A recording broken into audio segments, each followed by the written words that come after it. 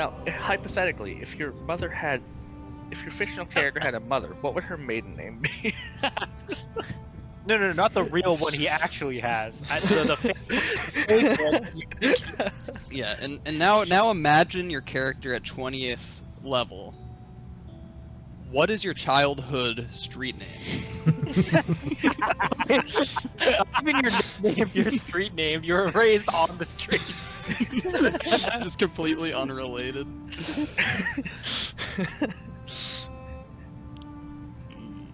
If your character had 6 first level spell slots, what would his first car have been?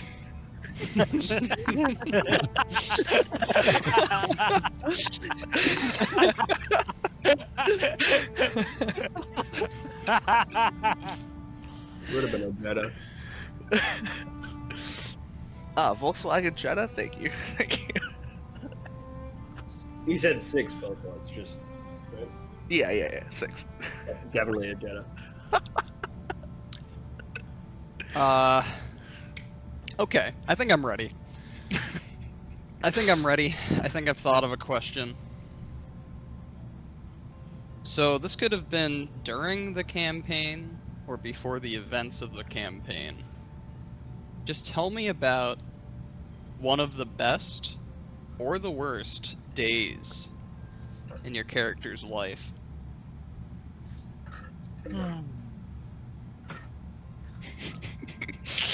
When he was given 10 numbers that resembled a social security.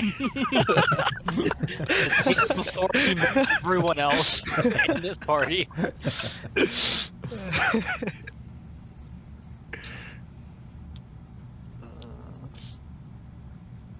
Take a minute to think about it, and then someone speak I'm a up. pretty. And then Chris goes first. Yeah, Chris, go for it. No, I have one. I do. Yeah. No, I mean. Oh, I was thinking I for just the whole Kaji thing for a right second. now. Oh my goodness. Yeah, I know. I had to think for a second. What is my character's name? I mean, this whole time, I think Elijah's been brewing from the worst day that he's had, is when everything was taken from him. So, when his whole life at his brothel, the maiden's den was burned down. That was his definitely worst day. Yeah, I mean, that was like the whole thing that kicked off, I guess, Elijah's whole motivations, right?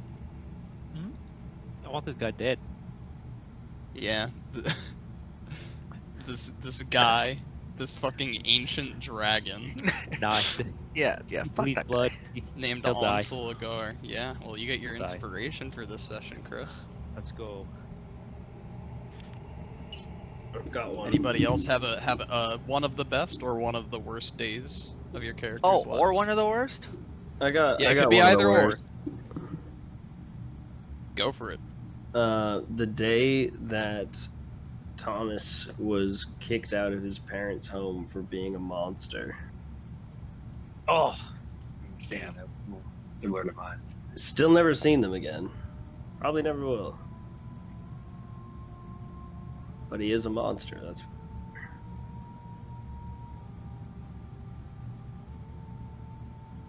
But he sort of lost hope in seeing them ever again. I missed all of that because my headset just spazzed out on me.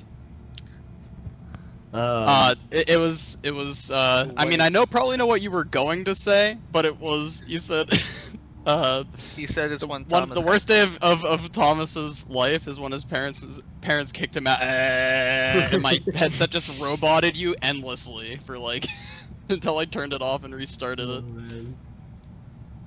Yeah, when his parents kicked him out. Yeah. Never really got good after that. To be fair, kind of a monster, right? Yeah, I mean, Like you yeah. can I kind of agree with his parents. He's kind of a No, freak I of mean, nature. Yeah, that was their best Whoa, day, whoa, honestly. whoa. hey, whoa. It was their best day. Should have seen what he was What is this wearing. gaslighting that's happening right? Oh my god. Very good, Caleb. You get your inspiration. Anyone next up? One of the. Vinny, you just There tuned he in. is. The question is this for inspiration: tell me one of the best or one of the worst days of your character's life.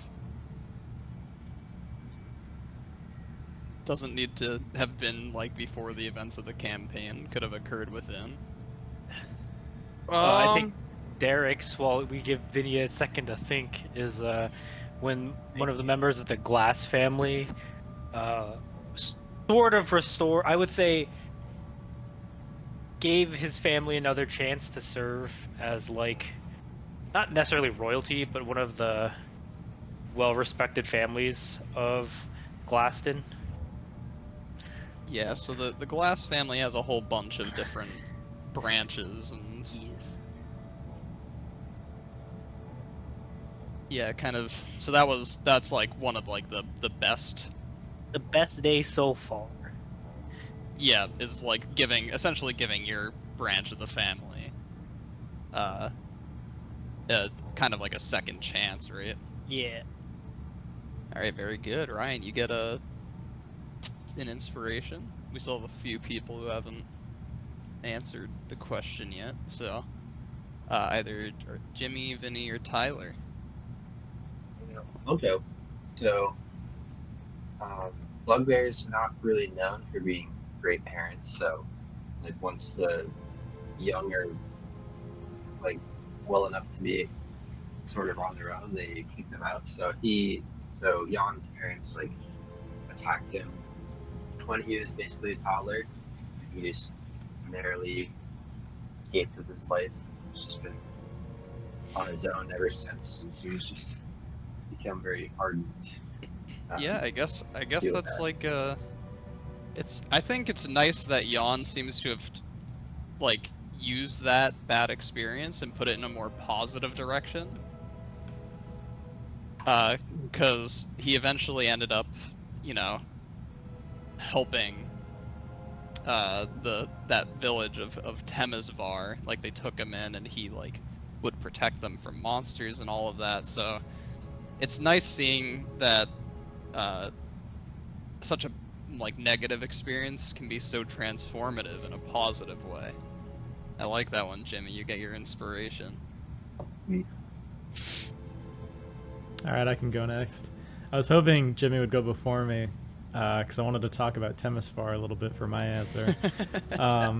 What's funny is what once was one of the best days in Roksana's life, which was her carnal descent into the Cerulean Garden and her massacre of this village of Temesvar, has slowly and surely become one of her worst days.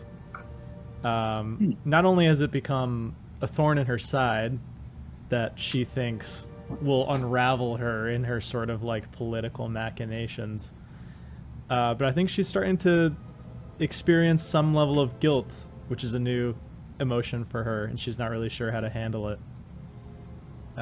Yeah, I mean, she went in there with kind of just like everything she knew from her upbringing. In her mind, I'm guessing she thought it would be like I don't know. Did Roksana think it was she kind of rebelling? Did she think she would get praised for what she was doing? She was rebelling. I don't think she thought she was going to get praised. If anything, she thought she was going to get hunted down. But I think the act of rebellion was very like very cathartic for her. And at that point in time, she viewed human more or less as like cattle, maybe even less than cattle. And so for her, it was like very triumphant. But now it's like it's gained a new meaning and a new subtext. And I think it'll be even worse when she realizes the reality behind Jan's backstory. Yeah, maybe seeing like somebody who was firsthand affected by that in such a negative way. Yeah. I think it's interesting. Thinking about Roksana in terms of, you know, how much of her still thinks like ceruleans and humans are just cattle. How much of her thinks like they're like other like non-Jalaran are just like useful, and how much Roksana thinks they can be viewed as like allies. I wonder like what that mix is in there, and I'm hoping we can kind of like see more her opinions. It's funny how much her like language has changed around talking to people. Oh yeah, definitely. I think it's definitely one of the cooler things. Definitely freaked me out as a DM at first. Like a pretty like evil character. Yeah, yeah. But it's cool seeing how she's changed over time. Yeah, Yeah. you get your inspiration. Thanks. And Vinny, do you have something for Fogel? I do. I have a good one for him. But first, honorable mention, I will say, not my answer, but after, I think it was in the Glaston Triumvirate, maybe? Or that little town, after, like, we either defeated the Screecher or saved the town, we had, like, a huge party and celebration. Glide, like, broke out her weed, and Like your Fogel... bog, dude. Yeah, and he was just, like, the hero, and everyone wasn't celebrated Glide. him. It was Thomas. No, it wasn't. Yeah, it was Tom. That was Olimar, I believe, right, Caleb? I mean, correct me if I'm wrong. Was it Olimar or Oh, was it might have been Almar, actually. No, Because I think by the time of the like Red Glide Dawn. was the first character, and then it became Thomas for some time, and then became Olimar. I don't know. I think that. Oh, yeah, actually, I think you're right. I think that was Olimar. I think that was it like was Almar because I remember Almar as a character complaining about Glide using all the weed. But yeah, Remember not that. maybe it was great day for Fogel being so But- inspired to create something like that. Not one of my best days as a DM. I was like fucking face palming the entire time, like you gotta be fucking kidding me. Inventor But of I the will bomb. say though, like that was my honor. I had to throw that out there because it was a good day. For Okay. He felt like a hero. But I think it probably goes back and forth between worst and best day. Would actually have been the Great Steepening, for Fogel because, it Got steeper. Yeah, well, the steepening. his life that I don't think he was very The fond Great of. It gave him Mountain. an escape. He was able to escape and given the chance at a whole new life. And I think that was like when he had that realization. He started working in the library, eventually, and it just was able to take control of his life in a way he never had. But also probably the worst day because he can't escape the past. He can't just forget his old life, and it just still haunts him. He just can't completely abandon his family, even if they just remain in his thoughts. It's still there, and so I think that still haunts him at times. And so I think he goes back and forth between like his mixed feelings about it. Yeah, I like that, like a half and half, depending on the day. He might view it as positive or negative. Very nice. You get your inspiration. Can we officially change the thing to a Great Steepening? I think it sounds cool. Yeah, the steepening. Steepening 2. All right. So I think it's time to Zed, I haven't go. yes. I Oh, gone you haven't gone yet. I haven't Jeez. gone yet. You know what? I had something in my head for Asura, and maybe I just like headcanoned it into existence. What did you headcanon? Well, I don't know. Are you going for like worst day or best day? You had a headcanon for both? Well, no. I was thinking more of like a worst day. I was thinking scenario. the worst day as well. Yeah. Well, I'll let you say it, and then mine has to do with like his entire motivations for the campaign. Okay, well, I want to hear what you thought after, but I think one of Asura's worst days was the first time that his dad brought him to that market, and then he saw all the otherworlders being, like, brutally beaten and enslaved and fucked up by all the townspeople in that country that he was in. Because that day really instilled in him, like, the fearful way of living for, like, his next, like, decade or so. Yeah, and That's I mean, what like, instilled the fear into him. like the dad doing that to their child, like what are you doing? Proving a point to your child? Yeah. And Yeah. like, especially after we went like to the old walk, and then he had the flashbacks to that scene. It's something that's stuck with him up until this point. But what were you gonna say? I was gonna say the day his mom went missing, of course. Like, yeah, I guess both of his parents just up and disappeared.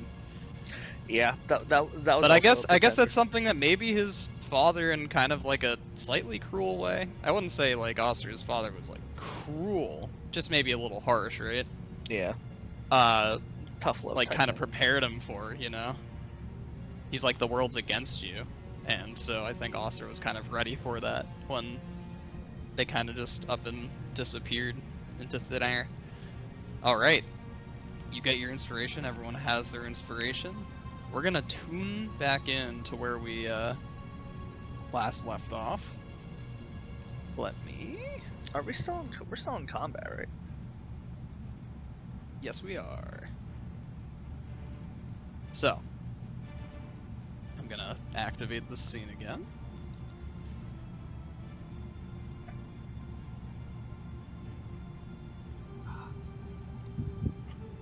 I believe we last left off with Thomas brain frying a bunch of Oh, that's right. a bunch of those like not quite as powerful enemies on the east side of the map here in the kind of like the nameless monastery in Drovir territory.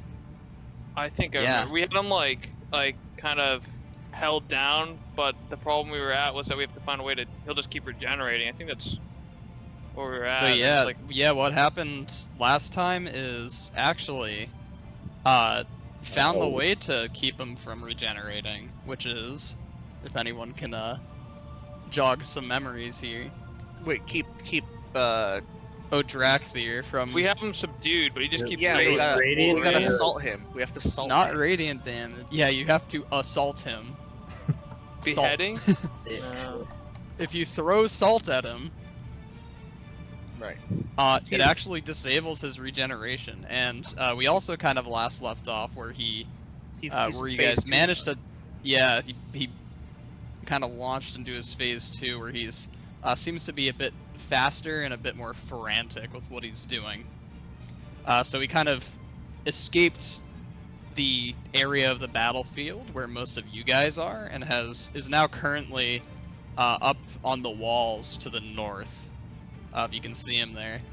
Now the vampire like rock guards, the one that he's turning, hovering over them, you should be able to just see that they have like a red border, and then the normal rock guards have a blue border, so hopefully they're a little easier to distinguish. I also put like little vampire teeth symbols in their corners. Why are Hopefully you all guys of can them see those. red?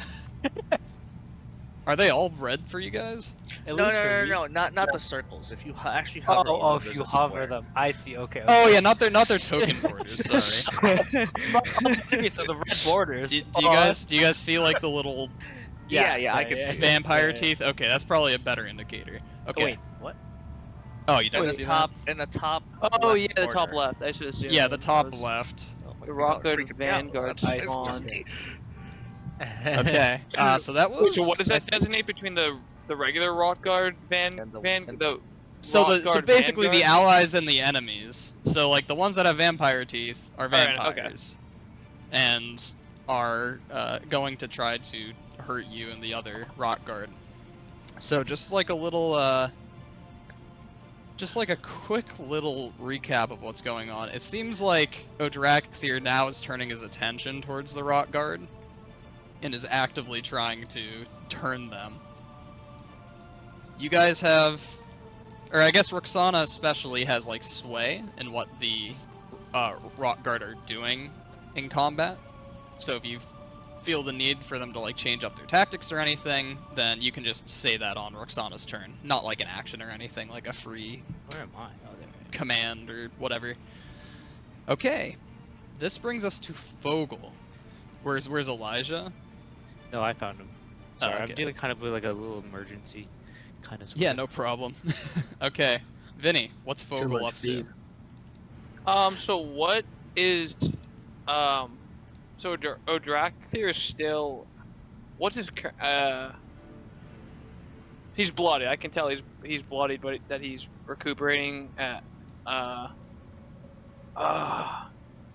okay, I guess Well, I guess I'll just focus on the ones in front of him. I mean, the spawn Actu- and the Actually, the spawn and stuff that are right in front of him are both currently like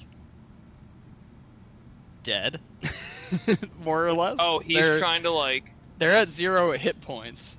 He's The way trying to he's vamp turning them them is by reducing them to 0 hit points, so they'll regenerate and get up on their next turn. They're normal vampires, though, so you don't need like the specific salt thing to deal with those guys. You just need to deal Now, radiant damage to them. If before they regenerate, if I attack them, is it just like nothing? It's just negated because they're just dead. Yeah, Or does it- unless would you that- were to do radiant damage to them.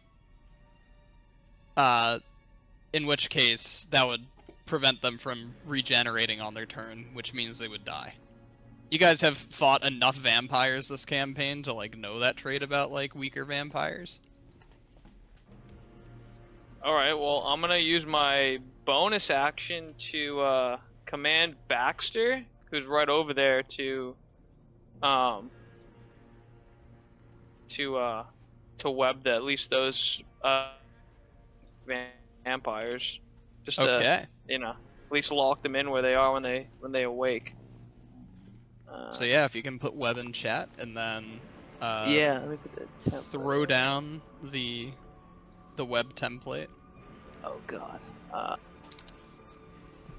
Okay. That's actually a very interesting thing.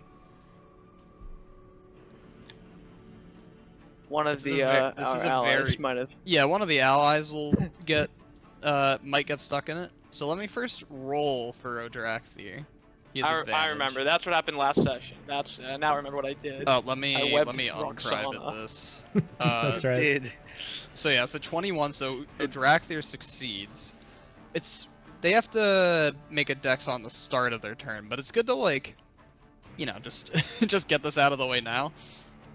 I will tell you this, because they're at 0 hit points and are like prone and shit. The vampires, I'll say, because that happens at the start of its turn, and then like the regeneration happens at the start of their turn. I'll say they're unconscious right now, and before they regenerate, they automatically fail their save. Nice. Like, I'll let that take effect first, because the web effect is here before like their regeneration. So they'll automatically be restrained by the web at the start of their turn. So that was actually a pretty sick idea. Let me roll for this archer. 16. What is your spell save DC? 17. Okay, so this guy fails, so he'll also be restrained. Fuck. But again, I think that was still a pretty good idea.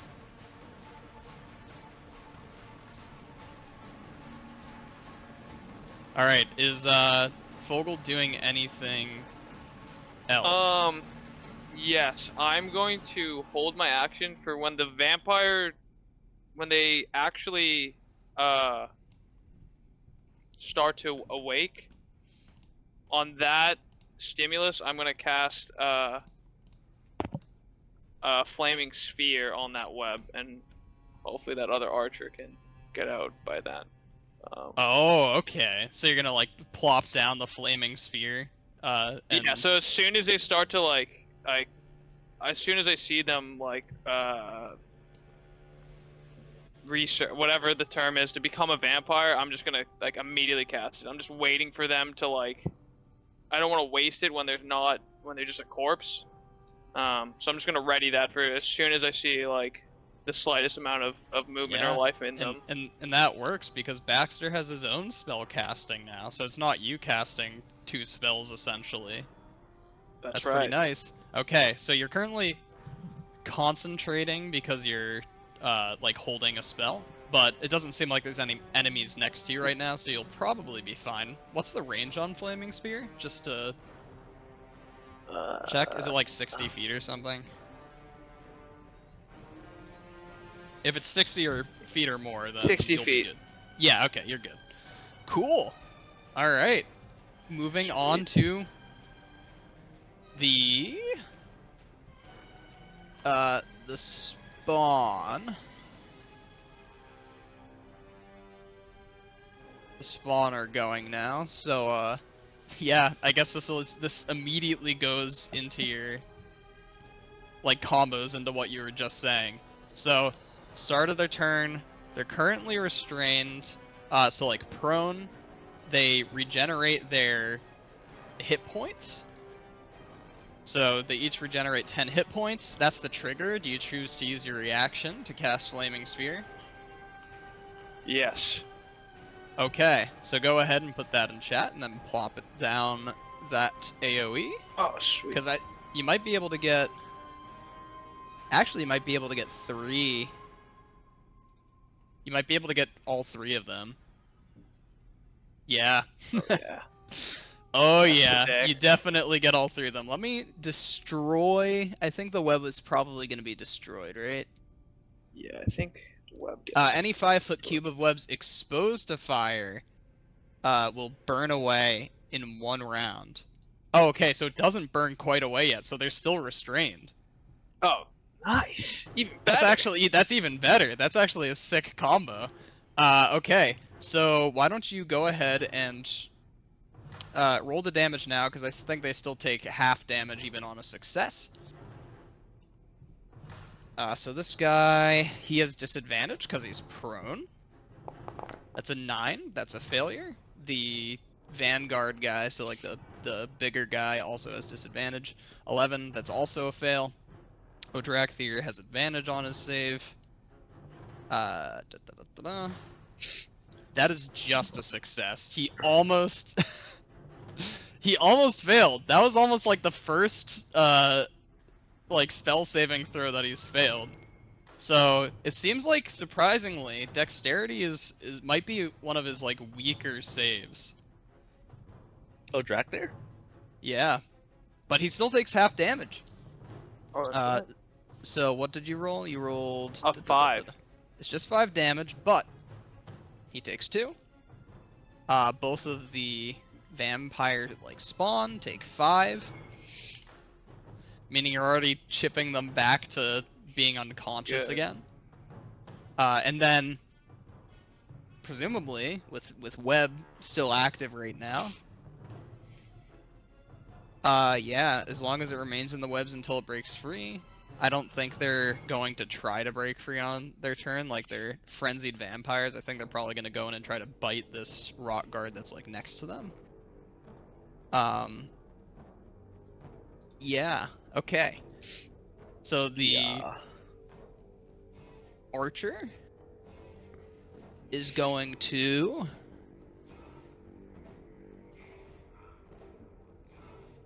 I think he's gonna first try to grapple the rock guard next to him.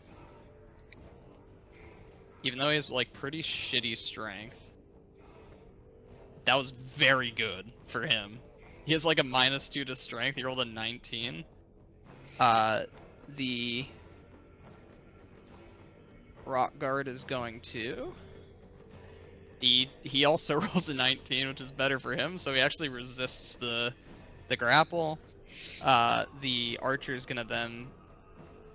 I guess he's just gonna try to...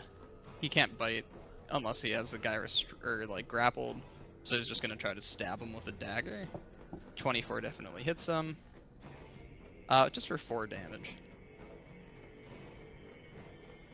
And then this guy is gonna try the same thing first. He's gonna try to grab.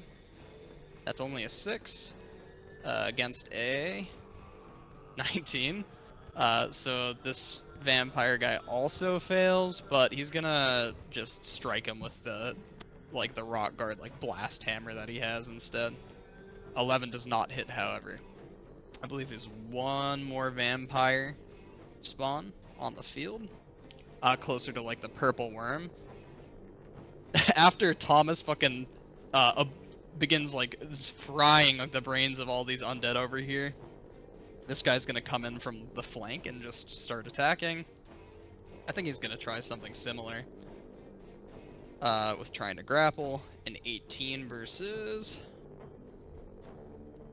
Not trying to roll saves. 23, wow. The your guys, like the allied rock guards are doing sick right now. But he will just try to make a normal attack. With a 9, no. Wow, it seems like your guys' troops are standing strong against their undead enemy. So that's it for the vampire spawn, which brings us to Lady Roksana. I don't know what all of these fucking AoEs are here. I think one of them is One of them is like a Roxana's, spirit guardians. Like insight thing. Well, yeah, her aura is the I think it's the big one. yeah, her aura is like the big one. I know one of these. I think the bigger circle is still That's the Roxana's spirit aura. guardians. That's that template. Well, yeah. The like the huge one is the No, I'm second just biggest kidding. one is the I got the joke, Tyler. Don't worry. Thank you, thank you, She has aura. thank you. She's aura oh maxing. plus aura. Yeah. Okay, I don't know what the small one is though. Plus 10,000 aura. I might just delete it. One of them Can was you- web, I think, wasn't it? It was at one point, I think. Can you remind me, are we doing actions or bonus actions for potions if it's self-administered? I am still doing actions, I believe. Cool. All right, that makes it easy then. So in that case, like, Roxana's pretty hurt. She's gonna use her action to superior heal. Roxana's drunk for the next 3 turns. Yeah, she's smashed. 28 healing. Points of healing is pretty crazy. Damn! What? Hell yeah, potions of superior healing are sick. Yeah, Okay. Yeah. that brings give her yourself up the quite 20. a bit. Yeah, 28 points of healing. She's in the green now. What's she doing with her movement, bonus action, anything? Yeah, she's going to... She's gonna move up. I'm gonna see if I can... Can I be in the same space as Baxter? Because he's a tiny creature, right? And he's flying. Yeah, I think he's also flying. So yeah, you can just go ahead and... Alright, so she will move in the same space as Baxter. And she'll stay there for the time being. I was actually maybe gonna try to like hide with my bonus action, but I think it actually doesn't make sense with what I'm gonna do on my next turn. So I think she'll stay put. She's kind of nicely guarded by at least 2 of her men there. So Okay. That brings us to the big guy himself, Odrakthir. I think he's going to continue his rampage on the battlements over here. He's going to first get his regen for this round because he hasn't had salt thrown at him. And then he's going to run over here to this restrained guy. He had already passed his dex save. That's why I rolled it right when you cast the spell, in case you were wondering why I didn't roll it now, Vinny. He's going to, in his more rage-induced second wind, just probably slaughter this archer right here. Okay. Advantage on the attack. Natural 20. Whoa. Wasted a crit on He does 32 points of damage to this guy, instantly reducing him to 0. And he uses his reaction to vampirize him. Let me delete this guy.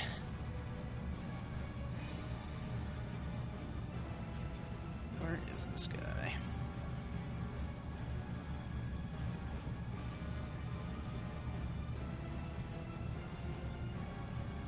Yep, that's one of his attacks. He's gonna then move over to this next one over here.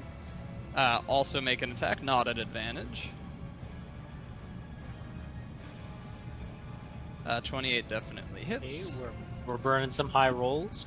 24 damage, doesn't quite destroy him. 30 to hit. 23 damage, that does it. He uses his second reaction of this turn. Hint, hint. To also turn this guy into a vampire spawn. Dude, we need our archers. What the heck? Yeah, he's getting a little tired of it, so he's used 3 attacks this round. I think he's going to move over to this last one over here. make another attack. How many attacks does he have? Another natural 20. 39. He can't return this guy into a vampire, though. He doesn't have more than 2 reactions per turn. So yeah, he just absolutely laid siege, and I think... When you say per turn, everyone's turn or like his turn? I mean, when you guys have fought him before, you learn that he can take a reaction on each of everyone's turn. Okay, but I perhaps couldn't remember. his, I couldn't remember. Perhaps this state makes him more, makes him have 2 reactions per turn, which makes him very scary. I think since he kind of dwindled their numbers up on the wall here, I think he's going to use his bonus action to use his aggressive strike, and just charge forward.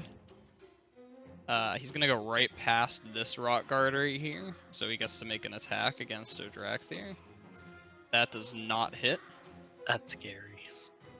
And he's That gonna doesn't hit? make an attack against Elijah as his final part of this turn. Does a 27 hit you, Elijah? No. Oh yeah. Oh, okay. You take I you should believe you take for a 20 second. points of damage. The 2 types of damage that you're taking are piercing and force. I don't think you're resistant to either of those, so. Oh. So yeah, he just probably in one fluid motion, just like slits the throats of like 3 of these, or yeah, 3 of the archers on the battlefield, and then immediately pivots in your direction, Elijah, and then all of a sudden he's on top of you and just tries to impale you with the spear. Okay, that is the end of Odrakthir's turn, which brings us to Jan von Jaeger. So these are lantern posts, right? Yeah, they're like tall lamp posts, just light sources. Okay, I'm gonna try to rip one out. Yo, I like where's that. this guy? Yeah, you're raging, right? Oh hell Yeah. yeah! Go. Outside the box. Hey. You're pulling like a Kratos here. I kind of like this. Yeah, go ahead and... This is gonna take an attack from your attack action, for sure. Okay. But you can make an athletics check with advantage, because you're raging? Yeah, 22. Fuck yeah, you're gonna rip Yeah. one of these lampposts out of the ground. Yeah, okay. Okay. And so I still have movement, right? Yeah, I think you still have like... What did you do? Just move like 1 square so far? Yeah. Yeah, so you still have 35 feet of movement, I believe. Okay. I go over here, and like, how just for so I know, like, how heavy would you say these things are? How heavy would I say these things are? I mean, Vinny. it's... Jimmy. What kind of weapon are you gonna try to use it as? I was thinking, like, ideally, I could just throw it. Okay, you using it wanna as a javelin? you wanna hurl it as like a javelin? You know what? Yeah. This is a fantasy, and I love that idea. I love the idea of flinging. It's probably somewhere in the realms of like 80 to 100 pounds That'd be like disadvantage. of just like Maybe. this heavy. No, Yeah, he's raging. He's got adrenaline right now. no, fuck no, dude. Okay. Yeah, you can just fucking hurl it, man. Alright. Normal attack. Just use like the javelin in your inventory, and I'll tell you how much damage it does if it hits. Okay.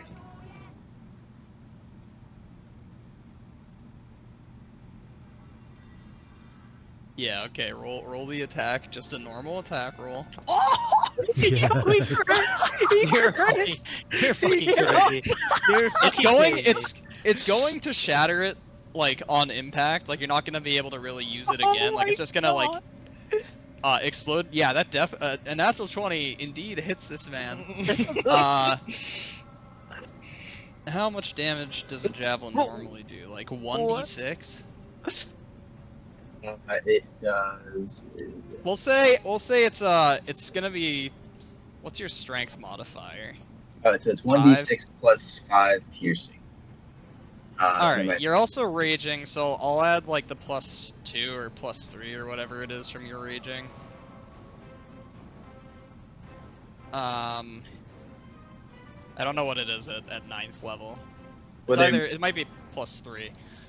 So you're with gonna the fact roll. that it's like on fire, also do True. True. He just. Burn the web. I will tack on 1d4 fire damage onto this. But Let's go. Yeah. I'm gonna say that the damage from throwing this thing is normally gonna be 3d8 plus 5, or I guess it's plus 8 because of your rage bonus. So you're gonna so it's gonna be 3d8 plus 1d4 fire plus 8, but you crit, so it's gonna be 68 plus 2d4 plus my 8. God. 68 plus So 2d4. type Plus 8. 6. Yeah, you're gonna do 68. Nice, 28. Oh my goodness. Okay, so that, 2d4. that was the d6, so Yeah. or the d8. I 2d4. mean. Yeah. So 3d4. then do 2d4. All right, so 5 fire damage. That's pretty good. That's pretty And good. then, so the 8 is Plus going to be 8. tacked on to the 28. So it's 36, definitely, it's got to be bludgeoning damage. For Yeah, I sure. think it would be like just getting bludgeoning hit by a damage, yeah. fucking huge object. Yeah. Unfortunately, it is halved to 18 because he's resistant to non-magical damage. Bastard. So like not damage from non-magical weapons. Okay, but what if the Still fire was 18 magic? damage from a non-magical attack. The fire damage is just 5 damage. Like that's always gonna be 5 damage. He's not resistant to fire, I don't think. Unless Is I'm he still missing technically something. undead? No, he's not resistant to. Yes, he's 100% undead. Okay. I know if he got like his status. Oh changed. yeah, he's undead.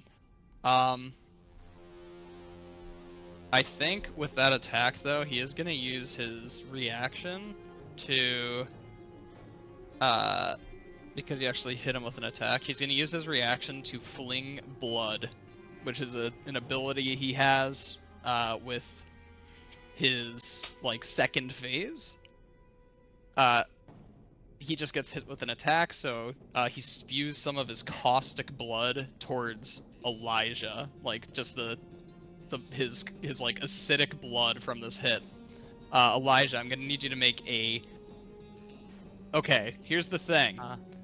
Cool.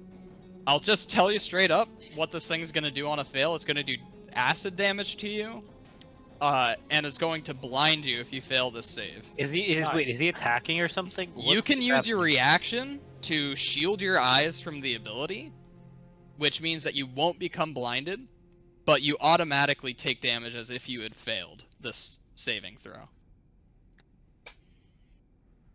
So if you succeed on a DC 17 Dex save, you'll take half the damage and won't be blinded. If you fail it, you'll take full damage and will be blinded. But you can use your reaction to not make a Dex save, in which case you won't be blinded, but you'll take the full damage. Thoughts, chat? He's cooked. I think I just blind my eyes. Okay. Brisket. You're gonna take.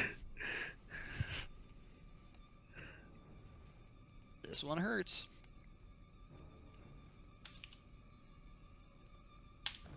You take 15 acid damage. Oh. As from this huge attack, like a bunch of his blood just like spews on to the ground near him and at you, and just begins like burrowing its way through your armor and skin, Ew. like melting it away. Dude, he's like an alien, like a creature alien. He kind of is. He has a second mouth too. You guys haven't Oh, seen his little sick. mini mouth yet.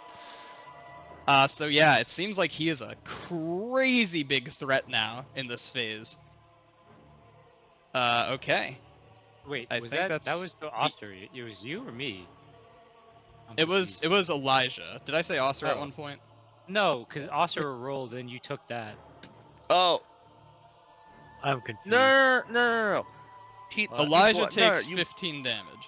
He didn't take that because you said you block. You said you shielded your eyes, so you automatically took that 15. Yeah, I don't know why you, Asa rolled. Yeah, why did Asura roll? Did I I don't roll know something either. for Asura? No, I don't know what thought you happened. said my name at some point, so I rolled. Oh, but I don't might have. know. Sorry about that. Okay, bringing us over to Artiber. He's gonna run and he's not your enemy, so I don't think Derek's thing will No. affect him. Wait. Wait. Which one? Oh, this is the guardian, right? Right here. Yeah, that's the Spirit Guardian. Yeah. Okay. He's gonna use hazardous compound. Hopefully he's close enough. He's not quite close enough. I think he's gonna need to reposition. This enemy is very mobile, so he's gonna dash and move a little closer. And that's gonna be the end of his turn, unfortunately. Derek, All right. I'm gonna need to you're get up. Where close are to you? here. Oh, I'm over here. You're all the way I'm- over there. I'm all Uh-oh. over here. It's really annoying. 5, 10, 15, 20, 25, 30. I'll stay in my thing. I can see more now, which is great. I'm going to. Where's my? Also, just as a reminder, the way that people can have salt on them to to throw at Odrakthir, I'm letting you use your inspiration for that. So I think someone used their inspiration last time to have Roksana had like 2 on her, and then Roksana threw 1, right, Tyler? Is that what it was? Yeah. So Roksana still has 1 usage of salt on her, which all that is just like if you have the attack action, it just takes place of one of the attacks. You need to be within 10 feet of him. That's it. There's no like attack roll or Throwing anything. salt on this guy? What's it? What is this? Yeah. That's his weakness. Oh, Is jeez. How- having salt thrown on him. Sounds kind of goofy, but weird like vampire lore shit. I thought it was kind of fun, giving like the different like high vampire types with their different vices, just like weird weaknesses. So it doesn't require an action or anything, but if someone's like, oh, I want to use, I'd say do it on your turn. I want to give this person salt in their inventory. You just use your inspiration and then roll a d4, and then that person has that many uses of salt. Anyway, I'm gonna use Sacred Flame on Odrakthir.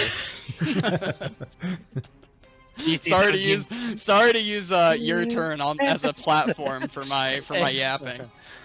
Okay, he's gonna make a dex save with advantage. Although he will also take half damage on a failed save because of your ability. That is a 10. Remember when I said he Yeah, It that is doesn't have the dexterity. best- 15 damage. Fuck you, buddy. 15 damage from a Sacred Flame is pretty good. Alright. Let me see something real quick. I think he's going to use his reaction to flicker. Oh yeah. He immediately moves 30 feet directly towards you, as if teleporting, so you don't get like an attack of opportunity, Elijah. Although he does go directly into I was about your. to say, that's your what I was thing. hoping for. Spirit Guardian. Where the heck did Artiber come from? He's been. He dashed on his turn to get closer Oh, to okay, okay. Odrakthir. He didn't have enough like range to use his like potion throws. Okay, I hadn't zoomed in a while. I'm putting the Guardian Yeah, of what is it? Faith. A dex save, Yeah, another dex save. and then he just takes like 20 radiant damage on a failed save or half. 15. He fails. He takes 20 damage. Nice. Hey, get the fuck out of here, buddy. This is my area. Oh, This is my ouch, zone. owie. Okay. Ooh, chowie, my bone. And then I have a bonus action, right? What actions can I do as a bonus action? I don't have dodge. You have, I think one of your things that you can use a bonus action is you have like a 30-foot range on your help action. So Yeah. because even though Odrakthir is not right next to you, you can use your help action to give someone advantage on their next attack against Odrakthir. Yeah, I'll give it to Lady Roksana. Okay. And I will end my turn. Wow, that was a lot of damage coming out. The most helpful Derek's been in combat in a while. A 35 damage turn for like this guy who's been like mainly a dedicated support this entire time. Very good. Okay. That brings us to Asura. Oh boy, bless you. Bless you. Let's see. So, do the rock guard go before the spawn? They do. Yes. So have any of these taken radiant damage yet? No, they have not. Not. Okay. So what if I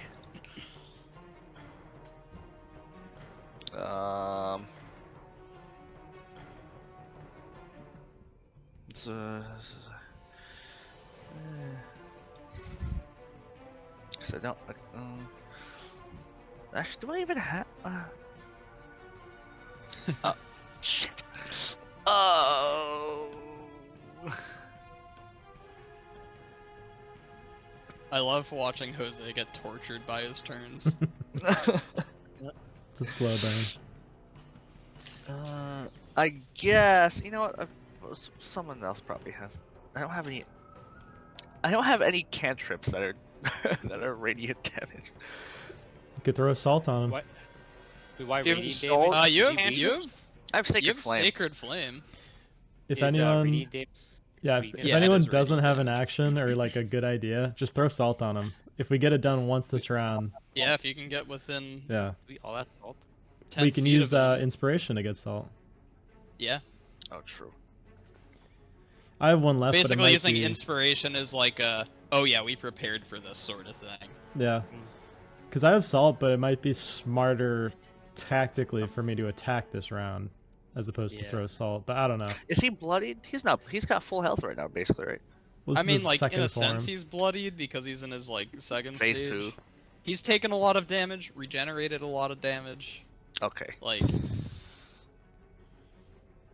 I think I should just start wailing on him for now because I'm kind of far away from him.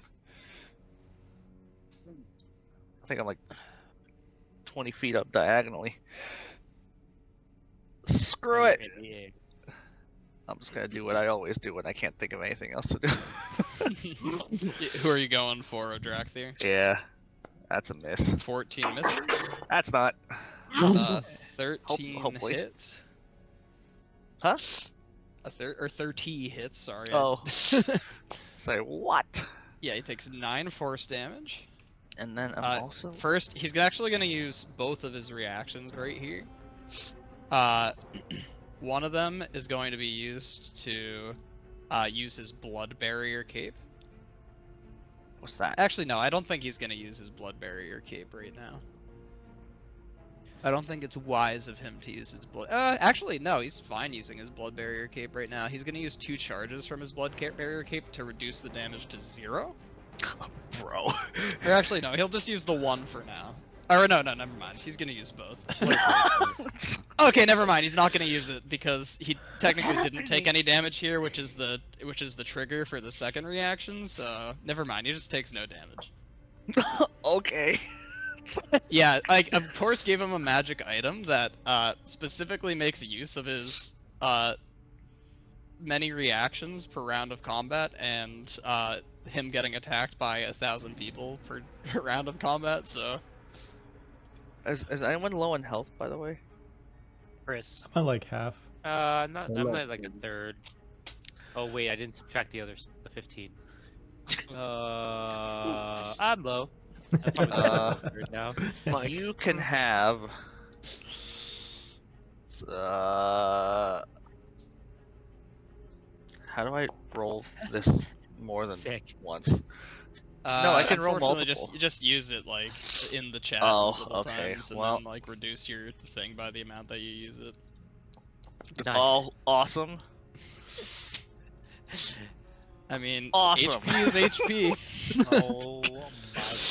Oh my. Bro. Wait, what You is this? fudging? This is crazy. You fudging? Punished. Good It's Well, Don't fucking fucking Nice. don't fucking heal your allies, I mean, well, they asshole. go half my healing lights. You get, what's that?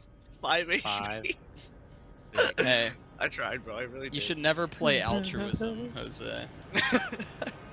And then I'm gonna fly, like, here. Okay. So we're not all in a line.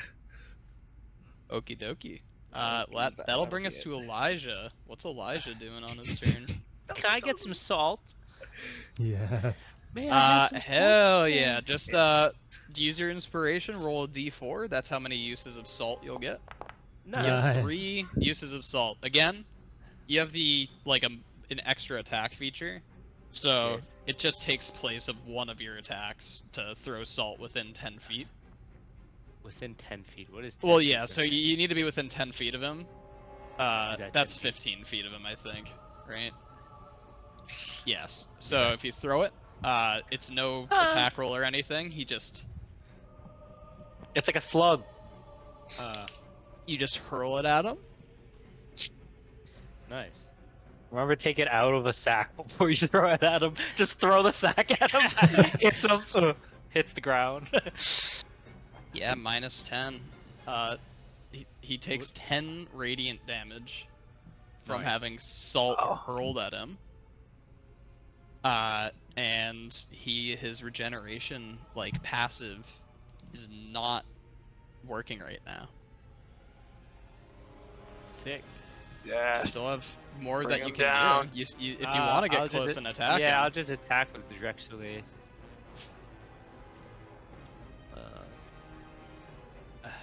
Although, I think, actually, when he took damage, never mind. It doesn't really make sense when he's getting, like, burned by radiant damage. Okay. Okay. Okay. Oh, Natural 1. Daddy That's a miss. He's gonna use his reaction to riposte, because he missed with an attack against him. Riposte. While his passive regeneration doesn't work, he's gonna use his draining grasp against you. He's gonna attack. A 20. What's your AC? That just 20. hits, right? Your AC is 20? Oh yeah. Elijah with the high AC. You take. Is this an attack on him? Yes, it is an attack. Can I use Journey? Journey? You certainly can, yeah. Alright, I will do Journey. Alright, so you would take 11 damage. How the fuck does this work again? It does a lot. So first of all, Add the you get damage. resistance to the damage, essentially. So you take 5 damage instead, but roll the thing in the chat, Ryan. Roll 3d8 plus my Wiz modifier, which is 4. Yeah, I think You so heal 17 health. instead you heal a net 12 damage as you kind of just like erupt in like this blue healing light that Also- Derek emits from his shield. Since he attacked, doesn't he get attacked by the Guardian of Faith? I forget what the difference is in Yeah, because it's different in Baldur's Gate, right? Yeah, I don't know. The Guardian occupies blah, blah. Any creature that is hostile moves into the space. First time. It doesn't actually say how its subsequent attacks are done in the description. Yeah, I think it's only when it moves. Mhm. I don't think it's attacks. I think that's like a Baldur's Gate thing. Damn. But yeah, you heal a net 12 HP, Elijah. But I think he still gets the sucky out of that. Dude was giving top. Yeah, he Sloppy toppy. Elijah 5, enjoys it. so he does actually heal a little bit. Nice. But Derek's healing light actually kind of overcomes that crushing grasp that Odrakthir has. Also, you're grappled by Odrakthir, which is kind of yikes. Yo, he's choking him. That's kinky. Who's Elijah grappled? likes all of it. Elijah's. Elijah actually smiles. he got Alright, top and is getting choked. Sick. That's fire. Where the hell is Grapple? That's fire. Is Grappled even here? D&D's finally going somewhere. I don't think Grappled's here. I I'll just mean, give you that's like a a long restrained arm. image to remind. Okay. You still have a bonus action. Are you doing anything with that? No, I'm good. Okay. That'll bring us to the Archer Rot Guard. Whoops. I guess since there's only like a few of them remaining normally now, I'll just have them.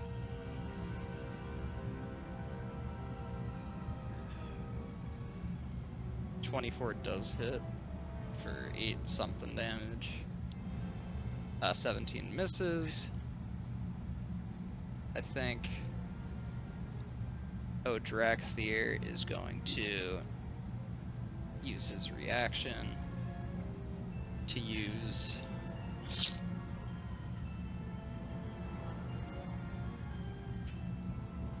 yeah, I think this is a good opportunity for him to again use his Fling Blood reaction.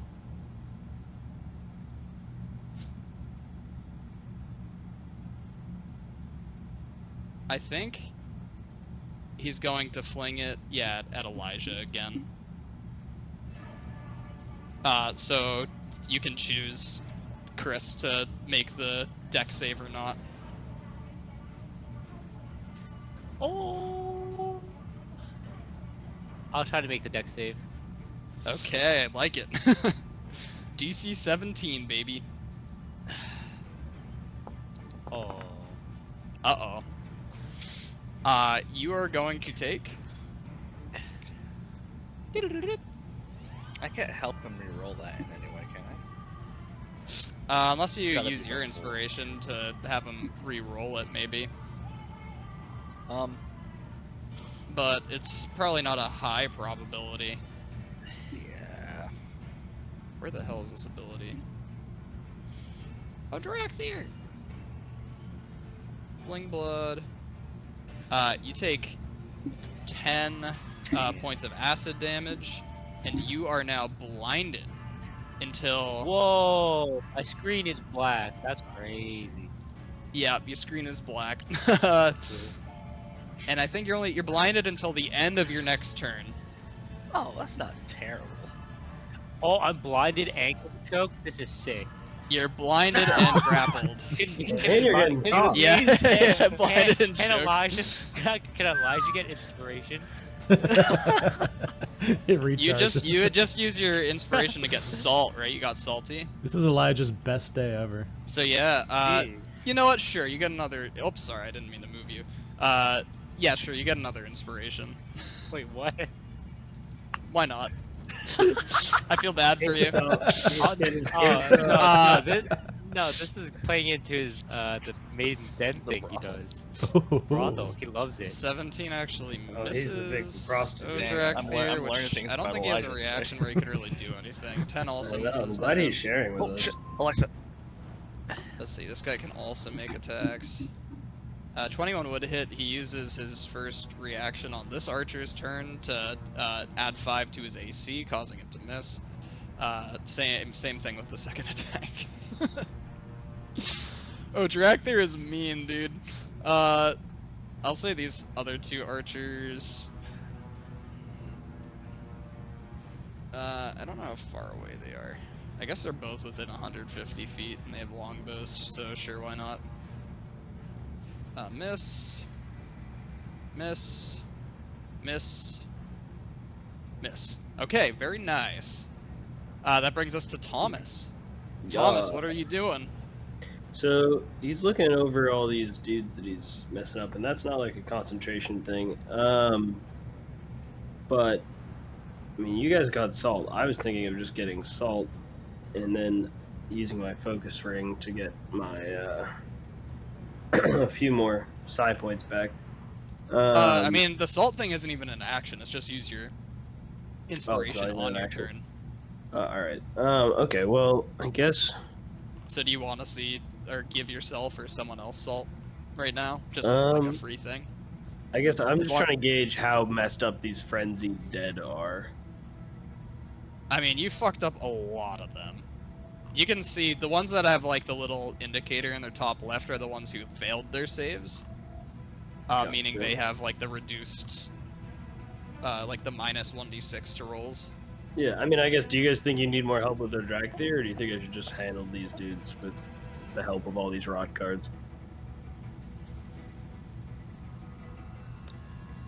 Odrakthir is an interesting beast in that if more people attack him, he can do more, but he's also very dangerous if left unattended. Yeah, I mean, it seems like, are you guys kind of handling it? How many of these rot cards are a problem for you right now that have turned? I mean, I feel like the faster we get him down, like, I think the rock guard spawn will go with him when he goes down. Fair. That's my thinking, at least. I don't know if that's canon. Yeah, I mean, I was hoping I could just kind of funnel these dudes into some pain from these rot guards, and then, I mean, either I'll do one more turnover with these guys, and then I'll come help you guys. That's what I'll do. I'm gonna go bonus action, add the wondrous ring out there, or my focus ring, to get, what is it, my You'll proficiency have bonus? 4 side points. That's what the inspiration, what's our proficiency bonus right now? 4? That's Third. 4, yeah. So you get 4 Okay. side points from the proficiency bonus. Alright, so I'm back up to 7, and with that, I will...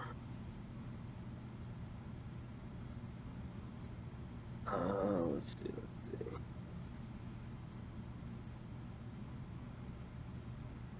I'll make it even easier for the rock guards, and I will just do a fairy fire on these gentlemen as well.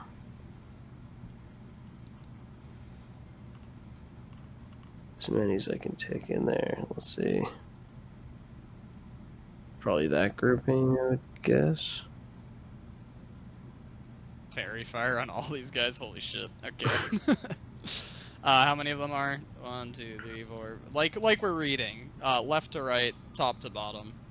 Mm-hmm. First one. Fail.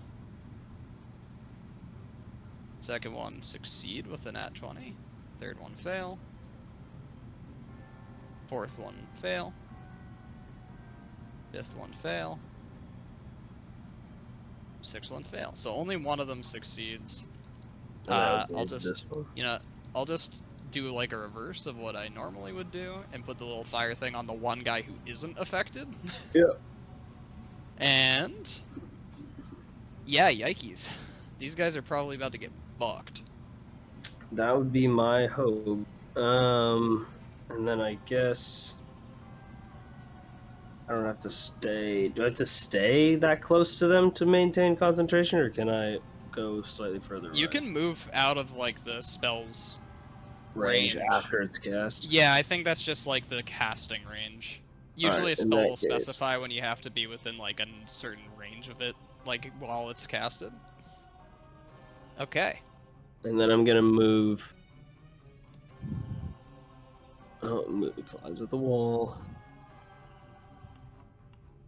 I'm gonna go here, and then I'm just gonna go the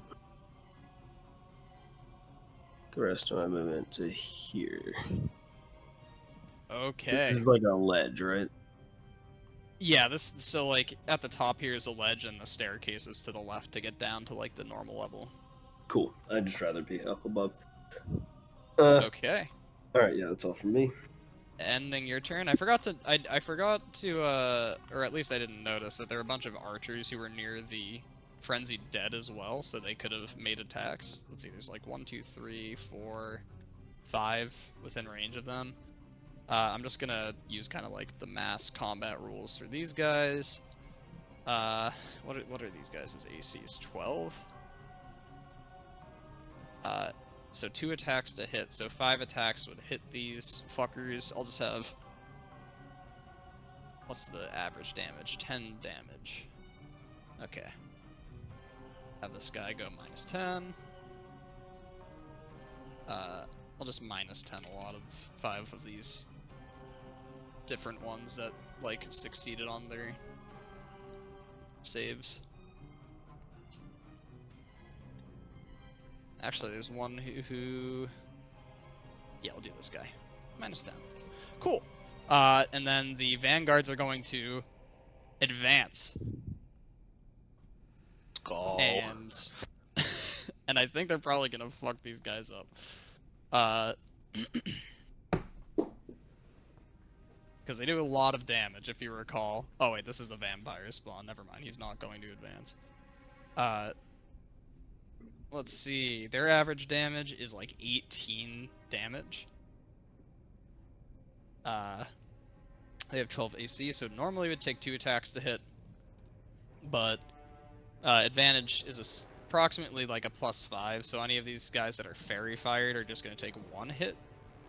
So one of them just straight up dies immediately. Here. Okay.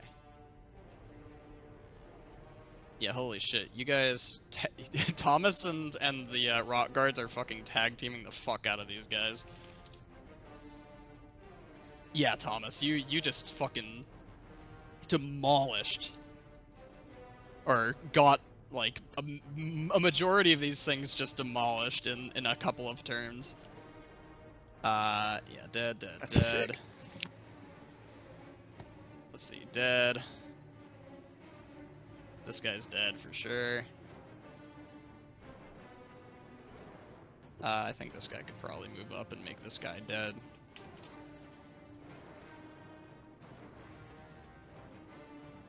Oh yeah. Like 6 of them are dead in this on this turn of the rock guards because Nice. of everything that you've put forward, Thomas. Exactly what I was hoping for. Okay. That now brings us to... Whoops, I don't want to skip over these guys this turn. I accidentally... Sorry, I'm gonna move this guy off screen. Because he's the... one of the dead guys is the token that's attached to initiative right now. I hate when that happens. Usually I'm like... I think well enough that I like move an extra token like to the outside of the map, and then I have that token represent them and put its place in initiative, but I did not for these like frenzied dead. So I'm gonna re-alive him for a second. It's now their turn. I think they're gonna just abide by the same rules and also go to attack these guys. So all the ones that failed their save with Synaptic Static are now, like, they're all dead, those ones. Oh, okay. I was going to say, does Synaptic Static have something at the beginning of their turns? Yeah, so this guy's just gonna go and make a... or actually, I think they need to make attack rolls, or else they would never hit. Oh, never mind. We can use... It's like mass combat, so... So if this guy can move around, it would require, I think, 2 of these guys to hit. Yeah, 2 of these guys to hit. This rock guard takes 11 slashing damage, and then he needs to make a con save. He actually fails his save, so he becomes paralyzed. Ghouls, man. 2 more of these guys. I'm just moving this one over so that we can do this. Okay, this guy takes 11 damage. Also needs to make a con save. Also a failure. Uh-oh. They're coming back this time. We got a couple of paralyzed rock guard over here. 5, 10, 15, 20, 25. Yeah, move this guy out of the way. 30. Do the same thing to this last one here. And that one. Another failure. Another paralyzed rock guard. Dude, watching Seth play D&D by himself is so fun. Yeah, I know. It's so fucking fun, dude. I'm so glad that... I mean, I guess this would be even more me playing D&D by myself with, No, I feel like it would have been a lot more chaotic if there were like 3 different factions. I know I told you about this. That fight's actually a lot easier because Roksana was somehow managed to like pass a bunch of high checks and get the Rock Guards to join you guys. It would have been like you guys versus the Rock Guard versus the versus undead. Odrakthir. Battle of 5 Jesus armies. Christ, this is fucking crazy. Alright, end turn. Oh, Vogel, back to you, my guy. How's the group looking? Who needs the buff? Needs some buffing the most? Is it Buff for like an is it attack? Elijah? What kind What of do you buff? mean buff? Yeah, Like, some enhancements. I don't know. I would love a Prob- juicy buff. Not necessarily Roksana. healing. I'm gonna Roksana go or big. I'm gonna go big my next turn, and Roksana. I'm excited. Yeah, make her, Also, make a her question that much for juicy. Seth. I have so with the artificer class, I'm curious what. So for each infusion, if it's a spell that requires concentration, does that mean I can only use one infusion at a time? Is that on Fogel to maintain concentration if he's? Like what are you talking about? So TM. if for his infusion. Yeah, well, to start, I'm gonna have. Are you talking about like his like Well, I mean- elixirs? Yes, the elixirs. So I think the way it's worded means that whatever creature, like Active at a time. if they drink the elixir, they're the one who maintains concentration. Mhm. Okay, so Indeed. I'm going to use my bonus action to command Baxter to administer an elixir. I'm gonna give Roksana some haste. So Let's go. Let's go. Whoa. So I'll just post this in here. Wow. So you know Haste elixir. Also, by the way, in case you're wondering what all the other rock guards are doing, I think for now. Whoa. Did your token just say that in chat? Yeah, I see it. How the fuck did that happen? I don't know. NPC dialogue in a video game. That's fucking crazy. The rock That's guards. sick. I think at this point the rock guards are realizing that them going to attack Odrakthir is actually like hurting the state of the combat. Like they're like are just falling in numbers. Like whenever they attack him, like he seems to have counters to everything that they do. And I don't know if like Roksana wants them to keep pushing forward, or if she'd rather keep them to fight another day. But I think their intuition right now is saying to like regroup and like maybe just start to like flank him and kind of like entrap him, but not necessarily go after him. but like don't let him get away. Kind of box him in. Yeah, so maybe I'll actually. Is Odrakthir still grappling Elijah? Yes, he is. Yeah. In fact, I'll start moving them that's- around to like begin surrounding Odrakthir, leaving some spaces open for now to. Yeah, I'm gonna go and help Elijah then. All right, so you gave the haste elixir to Roksana. Yes. Let's go. Do you have either yourself or Baxter like to administer it? Because Baxter's like right above her, right? Yes. I Okay, gave so back. you're- I had Baxter use the administer elixir action. Okay. So that was I used a Okay. bonus action to command him to, and then I am going to use all of my movement to get over.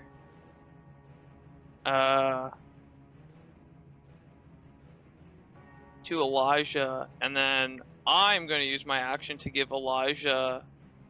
I'm also going to give Elijah an elixir. I'm going to give him an elixir of enlarge reduce. Yes. Whoa. so he can enlarge. I mean, I guess he can. Do I have to choose? You can I enlarge mean, yourself. I'm gonna cut you short just- there. I'm gonna cut you short Okay. there because elixirs are physical objects. I don't think I like recall you specifying whether you or Baxter would be holding on to elixirs for like the Ooh, day. that's a good point. So I'll let you choose. We'll say Baxter has it. Okay. Or So Roksana can have the haste, but you don't have like the other elixirs at the ready. we'll say Baxter has. Yeah, sorry, I should have. Right. That's never like really come No, up that's- until now, where you try to administer 2 per turn like that. Well, that's what I was wondering about the concentration. Because I haven't done that before. Yeah, so if you had like taken notes when you finished your long rest or whatever, like, oh, I'm holding on to these elixirs, Baxter has like these elixirs on him, like then I would have been more open for you like administering 2 of them on a single turn via yourself and Baxter, but we'll play it this way for now. But you still do have your normal action if you want to cast like a spell yourself, if you have any buffing spells, or if you just want to like. Yes. You could go over and grab it from Baxter. I don't know the movement. Well, wait a minute. Actually. Well, I already used my bonus action. Actually, the web. I believe the web is dead, right? Yes. Web's also concentration, right? So flaming sphere like cancels it. Oh yeah. Also, like I don't know. There's. I think they're I'm both so down at familiar this with point. 5e rules, and it still continues to fuck with me to this day. The concentration mechanic is like a very weird band-aid on the game. Wouldn't the fire have burned the web away already? Isn't that a thing that the web does? So I think a few things would have happened. Web requires concentration. As soon as he held a spell, that would actually end web because it requires concentration to hold a spell. Oh. Yeah, so like the web would have been away before he even cast Flaming Sphere, but that's fine. I'm not. A lot of shit's going on. I didn't even like catch any of it in the moment, so.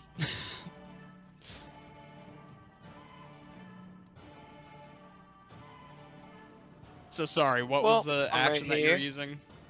I'm just gonna use a first level spell since I'm here of touch. I'm gonna inflict wounds. So I'm gonna make an attack roll against Odrakthir. Oh, da. And it's a melee spell attack. So does that get advantage if he's surrounded? Yeah, Is he's he not surrounded? surrounded right now though, because the So just surrounding normal, rules. Yeah, that does still hit though. That's all we needed. Let me check something. He's not immune to necrotic damage, surprisingly, nor is he Yes! resistant to it. I was worried about surprisingly. that. Yes. So yeah, go ahead, roll the full damage. 19 points of damage to Odrakthir right there. It's a big chonk. He's going to use his reaction to use 4 charges of his blood barrier cape to reduce that to 0. He's mean. Sorry. When does he regain charges? Somehow. I'll tell you if you guys get access to the item by killing him. His cloak is salted. That's the same thing. So he actually takes 0 damage. But that, I believe, is the end of your turn, unless you want to walk away It and is. use a second reaction to get an attack of opportunity on you. Sorry, that was mean. No, I'll just stay here. I don't want. Now that I'm here, I don't want to incur opportunity attack. Okay. It's the vampire spawn that are like the archers right now. Well, this guy's not restrained anymore because of the thing. He stands up. I'm trying to think of flaming sphere.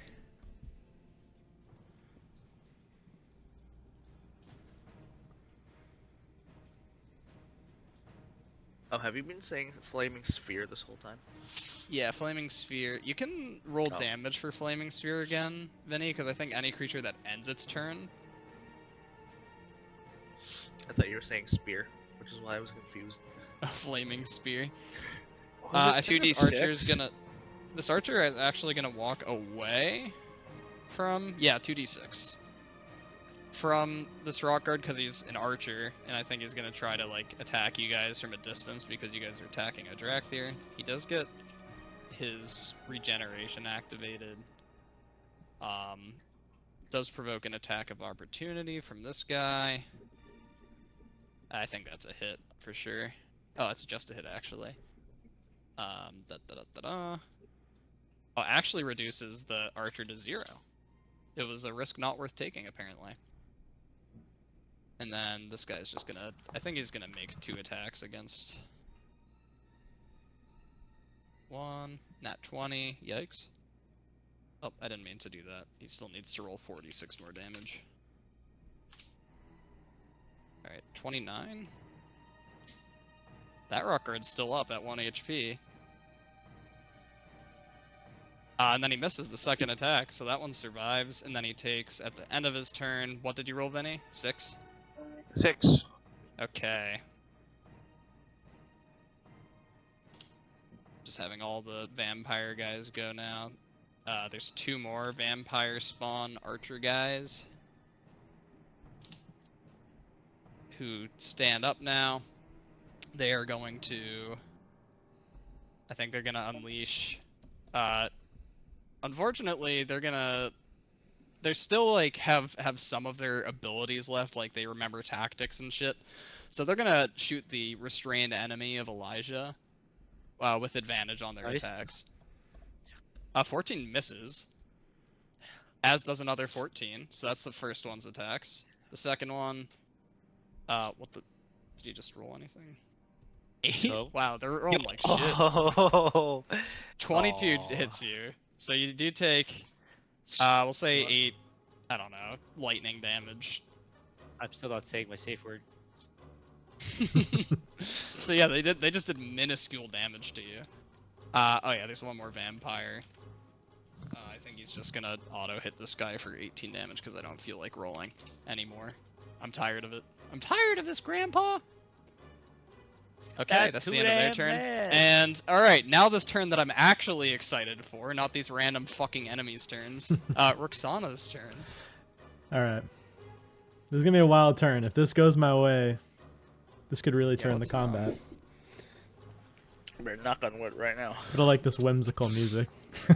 As I Yeah, watch it. I was actually thinking Dun, dun, dun. of changing it. Oh, Um, Cleric Beast from Bloodborne.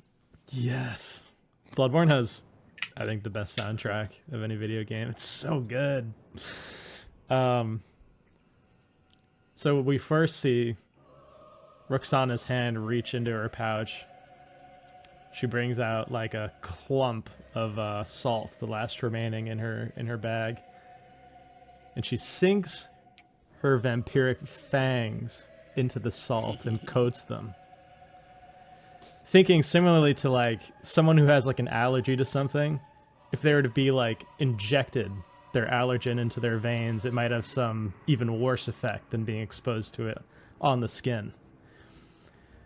And emboldened by this hasted action, she's going to be able to do a really magnificent turn here. At first, she's going to start with her first hasted action is going to be spent on Panache. So if this succeeds, he will not be able to take any what's the word? Opportunity attacks against anyone but me. So however many people attack him, if we rush him after this turn, he will not be able to attack anyone but me, which is going to be crazy. I'll just need to make a persuasion check contested by his insight. So I'll start with that to see if that is successful. That's going to be my first action. Okay. What do you say? Insight? Yeah. Why don't you go ahead and make your persuasion check? I'm gonna first, use my Ray? advantage on Grinning. this as Why well. is Seth grinning when he's saying that? Oh, That's a 20. 20. Where'd you get the advantage from? Odrakthir's, My his inspiration. Oh, He okay. already had, like, salt. Right. I did right, like from the last time. flavor of just, like, sinking your teeth into the salt. Salty. Tortilla chips. His bonus to insight, I'll say this before I roll, is +3. Okay. So basically, if he rolls a 16 or 7. below, I'm just gonna roll an insight check, but like it's a very high chance that he actually fails this. Let's go. Come on, baby. Don't. I'm not looking. I will say this though, I'll give you a chance now, anybody Oh, who God. still has inspiration, to allow Tyler to re-roll his check with advantage. I I'll already give I have Tyler. another. I'll give Tyler I inspiration. forgot I got another inspiration. He for being has a horny. 20 Yeah, though. I'll say Ryan. Ryan gave you inspiration, so if you want to, you can deny it and give it back to Ryan. If you're satisfied with the 20, and like want to No, play that's it, pretty low for me. Okay, go Because ahead. Roll my again with advantage. persuasion is +11. That's extremely Yeah, I low. know. Oh. So you could make it so it's impossible for him to succeed. Should I roll normally or with advantage again? With advantage, because Okay. you use your inspiration to not reroll. Let's but go. 24. Thank you, He Ryan. cannot succeed. I'm not even going to. I'm not even going to roll with it. I was hoping for that because I thought it was a lot cooler, not even bothering rolling. Your persuasion think was so high. I'd love to flavor that as she knows like he's of such a simple mind that there are just certain things that she will say to him that will trigger him into aggression without fail. And she's just like, show me, weakling. And she just takes out her rapier, teeth coated in salt, like she's Nice. challenging him to fight and only fight her. And like Duel. all these like higher vampires that like similarly might be like almost tunnel visioned in their millennia old trifles, he just locks onto her in this moment. All right, so this is perfect. So this turn is going great so far. He cannot take opportunity attacks against anyone, and he has disadvantage on attacks against anyone but you. Yeah, which is huge. That is going to reduce the Huge. damage by a fuck ton. Huge. Huge. Next part of the turn. We're only halfway there, baby. She's going to move up directly on top of him, basically. She's going to use a spirit die to try to knock him down. Because if she can, she's going to have advantage on her bite with the salt after this as her bonus action. And he's also going to be on the ground, which is going to give advantage to like any melee attack that might be close by. The DC is actually going to be pretty high for him to beat. I didn't realize it was going to be this high, actually, but I was looking at it. It's going to be 8 plus 4, which is 12. It's going to be DC 17. And he's going to need to make a What kind of save? strength save. Strength save. High save for him, but he does not get advantage because it is not a. It's not really a magical effect, even though it is kind of like a spirit wolf thing helping you. It's like a physical thing. But she's gonna have to hit first, so she's gonna just first try to, sort of seeing him like engage with multiple targets, she's gonna try to find an opening and just jab him in the back with this rapier, with advantage because I essentially have pack tactics. So He's surrounded right now anywhere. I'm not counting it as surrounded because Elijah's he's blinded. grappled. yeah, Well, Oh, not man. that he's grappled, because he's blinded. He can't like really aid in. A it's a 20 to 20 hit. just hits. Let's go. That is his AC.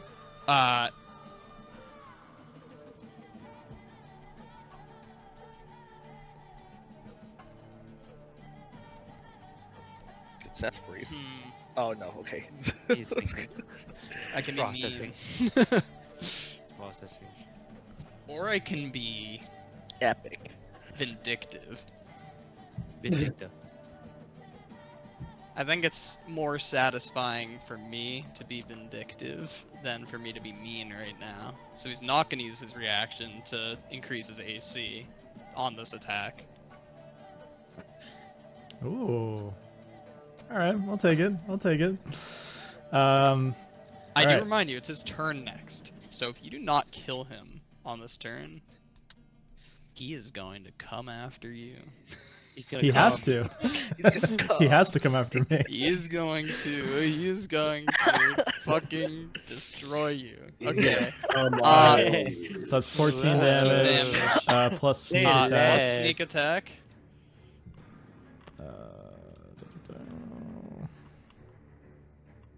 There it is. 5d6. Very much high risk, high reward. So 28. 28. He's gonna have to now make the strength save, DC 17. He also an additional d8 from your like maneuver thing. I think it does an additional d8 damage. Yeah, that's correct. Maneuver. Alright, so 31. far 31 points of damage. Yep, we'll need to make a DC 17 strength save. He will probably pass, but it's worth the attempt. Strength. Suck. What do you think, suck? He has a plus 10 to strength saves. That's a Oh. 21. Unfortunately, he succeeds. All right. Well, Also, just to he's gonna use his reaction here to he's gonna fling blood. This time at you. Whoops. oh, can't take it back. Opportunity attack. Oh shit! You got me. How's it going? This time on you, so you can make a DC 17 Dex save, All right, easy money. Does that or count as a you can spell? choose. No, one off. God damn it. You actually fail. You Damn take it. half damage because of evasion, I think, but you are blinded. Can I give him my insp to Yeah, you reroll can give that? him an insp to re-roll. Tyler, take the insp. Thank you. All right, come on. Got a +9. I got this. God damn it. Piece of God damn it. Oh, god damn it. Do you waste another? I'll let a moment. There is one person who, if instead of Jose giving the inspiration, I can think of one character that could have turned that failure into a success. Oh shit! I think. Oh wait, it's me. I can use Tears of Forgiveness. I think. Shit! Never mind. Two No. characters. I'm gonna use Tears of Forgiveness. All right. what is you Tears of resist. Forgiveness? You take no damage. when you you don't fail- take half damage. When you fail a saving throw, you can choose to succeed instead. Is that a spell? No, it's just my it's- epic boon. Oh Yeah, my it's an goodness! epic What boon. the Once heck? per long rest, she can choose to succeed on a failed save. I like that even better. So still use your inspiration, Jose, but It's okay. succeeds. It would be half damage on a success, but you take no damage because of evasion, Let's go. and you're not blinded. He is still standing. He's not prone. Perfect. So yeah, last bit of business is she's just gonna go in for that vampiric bite, and if she hits, he's essentially gonna get damaged with the salt as well as she sort of bites into him. I like that. This is gonna be at advantage. I forget. Oh no, sneak attack's only once per turn. Never mind. That was a moot point. So yeah, she's gonna try to use vampiric bite on What him. did haste let you do this to? Did you get an extra action? Yeah, that was Yeah, you I get used like an panache. extra action. Oh, that's right. That's right. It's still Natural in effect for a 20. minute. Natural 20. There it is. Oh, God. That's There an it is. interesting Wow. thing. There So it is. you do Wow. critical damage. He's the main Wow, that's character. amazing. There it The is. salt There it is. damage. She's the salt- ready. The salt will be critical The salt too. damage is it's not critical because it's not dice.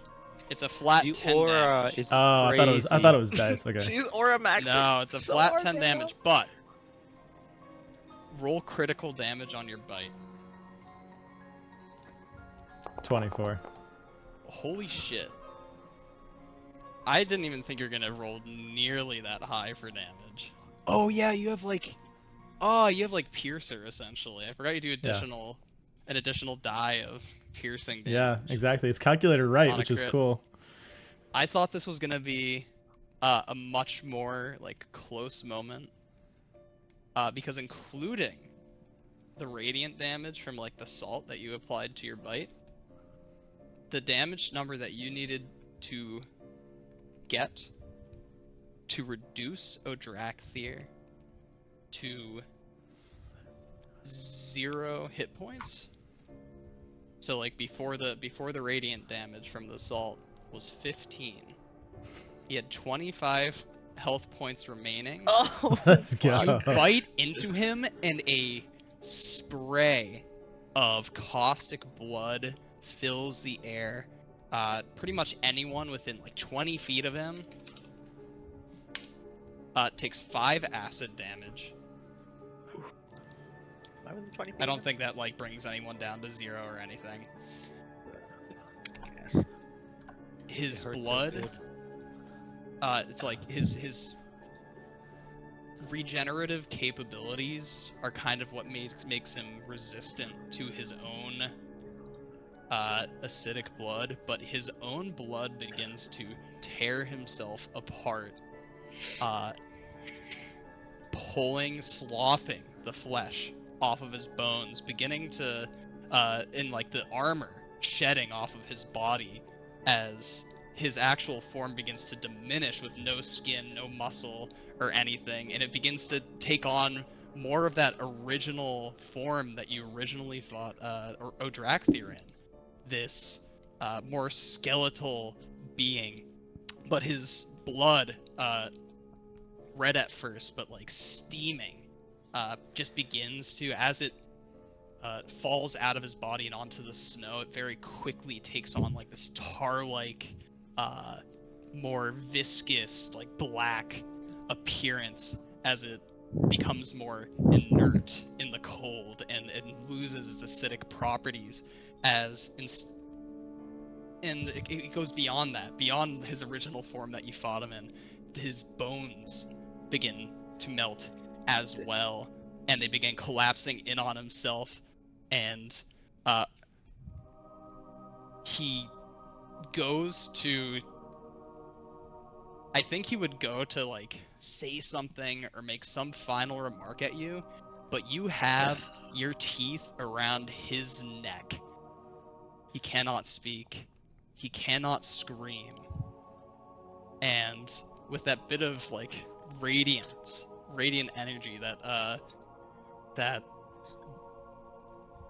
weakness of his, that burns right through him, and like you just essentially snap his neck in half as a mixture between like his own weakness to this ability, his own acidic blood melting his very form.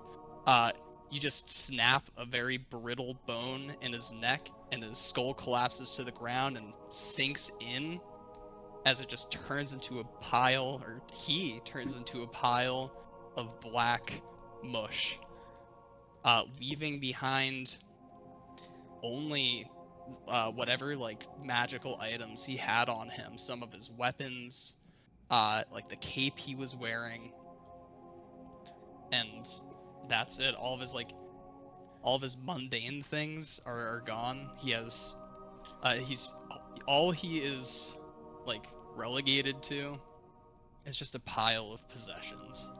Yeah, I think the last thing of his to dissipate is his like blackened skull, and we just see it slowly get crushed under Roksana's boot heel until it is just ashes on the ground, and then she just kicks them. This fine black powder that in this like flurry that has been kicked up, so like it's snowing like a little more heavily now, and the wind is whipping around. What little remains of Odrakthir is scattered to the wind. Loot the body, or what's left of it. Is there anything left of You it? all, He's got his you weapons. all are victorious against this foe. Woo! Damn, Nice, nice. let's That was a go. fun freaking. That was a long and very Fo- fun Wait. battle. Very, That was Fuck up the rock guard archers. Fuck them up. Beat them up. Oh, There's 2 of them. Beat them actually, oh yeah. they just collapse I knew it. Let's go. Yeah. With their,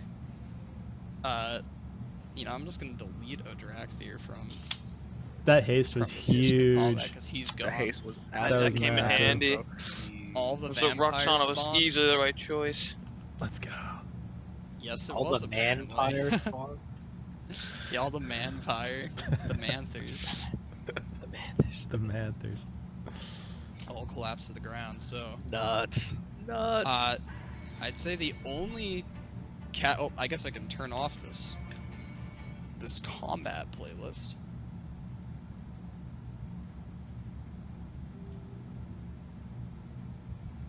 And I guess the only casualties you guys have suffered are some of your new allies, so it's still all a net gain here. You, Roksana, you came with the express intent of recruiting the Rock Guard to your side, which you have now succeeded. Successfully, yeah. They're recuperating now on the battlefield as you guys are kind of panting and like recovering your breath from this fight. What session number is this, by the way? This session 58. Nice. Damn, that's crazy. You see as a couple of Rock Guard like walk by you, Thomas, and just kind of like pat you on the shoulder. Like acknowledging He's just kind of and I actually like kind of expressing like a little bit of gratitude that you were conscious enough and like willing enough to help them, even though your allies were also in the heat of battle. This is a very important time for Tommy. He's feeling a little grown up. This is like one of the first times he's done something on his own. So yeah, that's actually a huge thing for Thomas, right? I mean, usually he's been at least semi under the effects of having other people in him.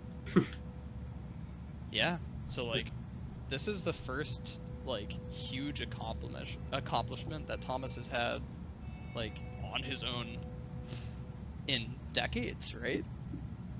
Yeah, pretty much. Feels pretty good. But Roksana, it seems so silly. Like it seems unreal and like it seems a little anticlimactic that this great foe that was before you that you had like set on this journey to destroy is just gone. You see like you and some of your party members have sustained some damage, but that's about it. Like, you came out on top of this, even though it felt like this enemy was very threatening at first. But some of the Rock Guard now, like, begin to like converge, and as they pick themselves up now and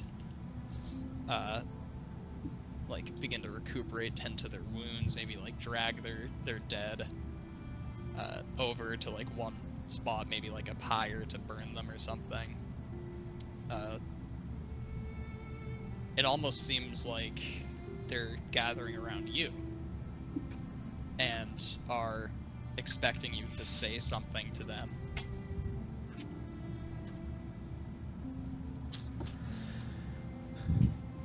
Yeah. She sort of gathers herself. She looks at all the men and she's like,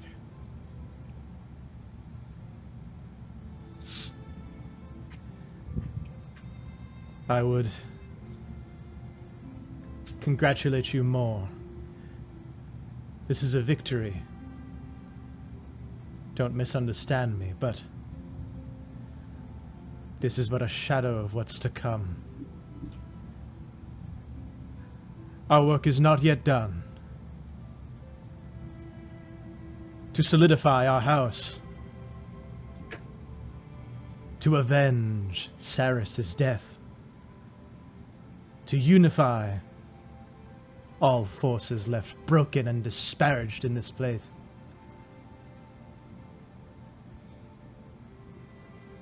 Our path ahead of us is clear. Will you follow me? And she just sort of, triumphantly having just slain him, like, raises her blade up. Maybe there's even a bit of, like, ichor left on it. A moment of silence before one gauntleted fist raises into the air and just lets out a "Ah!" and following in turn a bunch of others punch to the sky, and you now have these troops behind you. It's interesting actually how you said avenge Ceres's death. They know. I feel like word kind of like spreads around because you straight up told the kind of like the envoy that you killed Ceres, right? No, I did not. I said he was executed as part of a trial. Oh, did say that, okay. yeah. She did Thank say you for reminding me because I kill myself. Campaign's over. thank you for reminding me because that changes things. Yeah. I feel like there's like a weird ways about Jalaran society which could actually have that make sense. Even if you had told them. But interesting, this like bit of deception carrying them forward. Yeah. So they begin to gather like what supplies they had brought here and begin packing it up to march with you under your command. Because it seems like even though you have a little ways to go dealing with some of the vampire threats in Thal Sashana, it seems like your gaze is looking past all of that and is looking at the gates of Rostohur now. Everything else is just like a stepping stone on the way there at this point. Mhm. You see a couple men who are soldiers typically, but like perhaps they have like a little more of an engineering skill. Go over and like start up this. You saw this guy in like the corner of the of the map, the Hellfire engine. Oh, what Like, the hell? start up the furnace within it is this large construct, Forgot that and it was begins there. to like sputter to life. This mechanical wonder, very similar to like what a car would be almost, but it's like it's more so powered by some magical furnace. And it begins just like kind of idling in place, just like this large like siege engine sort of construct. Diesel And punk. that's another asset that you'll have. You'll have the remaining Rot Guard, so like their archers and their vanguard, and then this Hellfire engine, which is like a very high CR like construct. So, You also get 5 supply, or not supplies, that's not what I call it, 5 bounty. let's go. That's a lot. Yeah, it's a lot. And then, actually, let me check to see if I wrote anything else specific. Yeah, 5 bounty. There's also all the items that Odrakthir left behind, if you guys wanna. Oh, I want to know what did his blood cloak thing. Okay. I don't necessarily want it. Well, maybe. Yeah, you saw a lot of the times like his cloak, like he'd fling up his cloak, almost like a dueling cape, to like defend him against a lot of attacks. I'll say that who wants to like try identifying these things, because it'll be like Arcana checks to identify them on the spot. Derek has expertise in Arcana. All right, if anybody has Promise. at least proficiency Plus in 9. Arcana, if anybody I has have at plus least 10. proficiency, You guys can first. We'll start by doing a check to identify. You know what? We'll just do like each person who has at least proficiency, so that means either proficiency or expertise. Go ahead and make an Arcana check, and then you guys can decide who gets like what gear. 18 and a 16. 18, 16. Fogel, you have something in Arcana, right? Yeah, let me make a. I don't think check I quick. do. After we discover what this is, I need to go. Yeah, Okay. check. So that's proficiency. Find a drag Oh. here. Nice, perfect. Very nice. Okay. With an 18 as the highest. We were starting with the cloak, right? Let me check the. Very rare. Okay. Fogel, if you use your reaction to use whatever the fuck it's called, you could get Derek to actually succeed on identifying this cape. Which means that you guys could like use it like now Do it. essentially. I had that pulled up earlier, but Roksana, I think you're referencing me. Yeah, I was referencing Fogel. Yeah, I 'cause was there's an ready, but then artificer she said ability. she had something, so. Yeah, Flash of Genius, there we go. Flash of Genius, that's the spice. Yeah, okay. So with that, Plus, Um, 6. with that, Derek's able to identify, like you give him like a little bit of a, you kind of like piece your bits of information together, and you're able to get the description of this guy. Show us.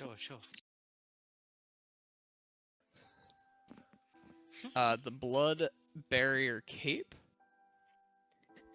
Whoa, it's saying is the something. Why name am I of this. reading it? Awesome. Yeah, I'm reading. Why are you reading it? Oh, I had selected your token for some reason. I guess that's what it is. But we're in this It would be cooler. It would be cooler if Derek's token were selected, because then he would be saying all these random meta rules. He found the tag. So the blood barrier cape, it has like a number of charges. Anytime that you take at least 5 damage from a single source, it increases the charges by 1. And as a Damn. reaction, before or like when you take damage, you can expend any number of charges to reduce the damage by 5 for each charge expended. And then you could also use a reaction before making a saving throw to expend any number of charges to add 1 to the saving throw for each charge you expend. So it kind of like regenerates its own charges over time as you take damage. So who would make most use of that? Probably a close combat person. Not me. Not me. Probably Roxanne, if we're being honest, or Elijah. I'm already wearing a cape. Yeah, I think I definitely would take it. Roxanne should probably Wear take two that. capes. as like a 2 capes. yeah. Yeah, I'll take it for sure. Bro, It seems to cape fit and well. petticoat. Okay, I'll drag that you're into gonna your look so image. sick. Yeah, It that's does a require cool attunement image. though. Just keep that in. Just keep that in. Oh, there it mind. is. You'll have to write your own like resource maybe for like charges that it has. It currently has 9 charges. What are you doing? Why are you biting at The- wires? The Serana cosplay is getting stronger by the day, dude. Now you've got a cape. Yes. Okay. There's also a lot of other items that he has. Is there something with a dragon image worth at least 500 gold pieces? No. Why is that so Actually, specific? He is that a dragon. is He is a dragon. actually yes. Let's What go. the fuck? What the fuck? Let's go. But what you see that has like very like obviously draconic like iconography on it was the spear that he was wielding. most of the time. But somebody is going to need to. We're gonna use it as a spell component. Yeah. What Maybe spell? I'll What see if people fucking want to use it as a spell, or if somebody actually wants to wield it. First, we I need mean, an I mean, more I'll just Arcana find one checks. This one's eventually. gonna be a very like high DC for the Arcana checks on this thing. The spell is Summon Draconic Spirit. Oh shit. Oh, damn. Oh, That's pretty cool. damn. We could probably also use at least one supply to give you that. Like, I think that would be a good use of bounty, is to give you like that specific like spell casting component. How much supply do we If have? people would be willing for that. I think you just have 5 Okay. Yeah, bounty. we now. spent all our ones previously. Think about all Yeah, the on, like, monsters we can monsters. make now. Oh, We can make so dear. many monsters. Anybody want to make those Arcana checks for this I thing? suck at Arcana. Yeah. I'm I'll also try bad at again. Arcana. So it's I can DC keep- 25. Oh, nice. He's Okay. got it. Yeah, 28 definitely succeeds. Nice. It's a very interesting item. This is the... Actually, he tried using its special ability on Roksana at one point in the combat, but I think Derek actually counteracted it with Remove Curse. This is Alright, this let's see item it. Let's see it. is called Fang of the First Promise. Oh my god. Who do I have selected now? Who's just started Roksana. speaking? Roksana. That's such a long thing. Holy You shit. can just read it in chat. Yeah, it's a legendary item. Attacks with this weapon deal an additional 4d6 to dragons? What? You gain Yeah, plus you 3 can to see, you attack can and see, you damage can see rolls. why Adroxa was probably afraid to fight Odrakthir herself, What because do she you knew make he arrangements for had that? this I'm item. switching to my phone Discord because I need to pick up Gianna from the airport, but I'll still Okay. Bro, it's like Thor's hammer, it just comes back. That's crazy. It comes can back. bash- It comes So on its the back. main ability, Whoa, backshot. Relation player attacks is make 3 melee attacks. Off. yeah, its main ability is its Conquering Flurry ability, which he used on you, Roksana, at one point. I'm just gonna copy and paste. So as a bonus act. action, you essentially make 3 attacks, and if all 3 hit, you get to choose one of the 3 effects there. So there's Cower, Join, or Die. That's Nice. crazy. Those are the 3 commands that you can give your target if you hit with all 3 attacks. He used the Die effect on Roksana, but That's Derek used Remove Curse. crazy. You just have a failed death saving throw while you're still alive. Yep. The target can forego making the saving throw, healing you by. Oh. That's what he used. Remember when you Damn. chose to ignore the effects and he healed a bunch, and he healed your current what you currently had for HP. Roksana, that's what he used. So like normally it's like, oh, at the start of each of your turns you make a DC 15 con save, which you treated as like a death saving throw. Which you can have while you're alive, and if you accumulate 3, then you just die, even if you have HP remaining. But yeah, strong thing. The only issue is that, like, none of you guys really use strength, or most of you guys don't use strength, and spears aren't, like, a finesse weapon. Maybe, It's also Decide very... later. Jan. Also, it's not listed here in the description, but it is, a versatile, or it normally does 1d10, but it's a versatile d12 spear. So, like... Wait, what did you say? Spears about normally do strength? 1d6, 1d8. This one does 1d10, 1d12.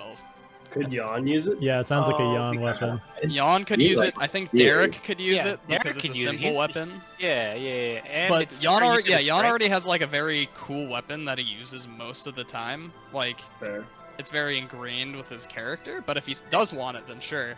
Well, I guess I've proven to make my own spears, so Derek can Bro, grab it. Derek I with like the Derek spear and having it. shield. I like Derek having it. It's pretty cool. The spear and Smart- shield, kind of like that Spartan cleric. hoplite look. Yeah, Spartan cleric. Whoa. Is this an attuned Alright. item? I'm gonna have to. It is an attuned item. God Derek, damn it, the you loot bastard. hog cleric, Bastard. has a million attunable items. Bastards. The loot goblin. All Is right. there anything else uh, of note, weapons wise? I'm gonna who wants the Forgotten Starlight? What's that? What's that?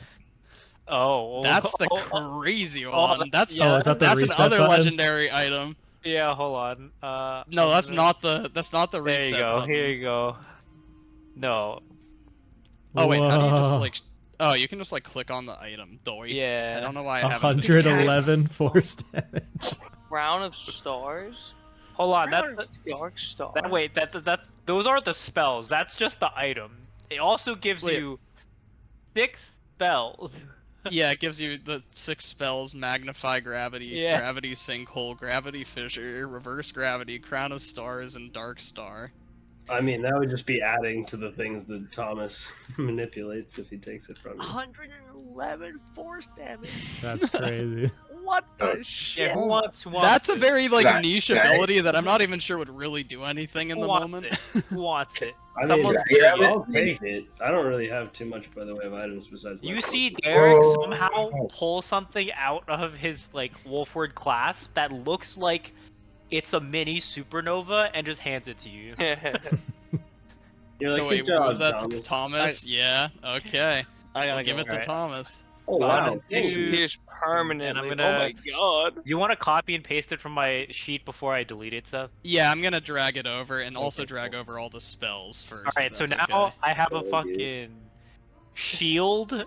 I have the gauntlets and imperious might, and then I have a spear. I can do stuff in battle that's not just sit back and heal people. Wild. Did he drop any like scythe looking, sickle looking things? Probably not.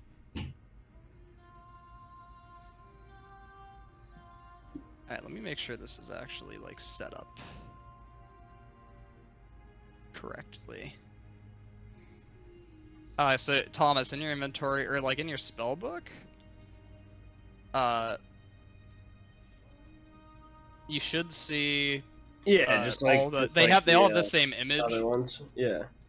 You need to go into each of them and edit them in the details tab. They should mostly be set up already. But where it says resource consumption, any of the ones that actually have, or yeah, for all of them, where it says like resource consumption, it will say like 0 or 1 or 2 or 3 or whatever. Yeah. Do the drop down that's empty right now and find Forgotten Starlight.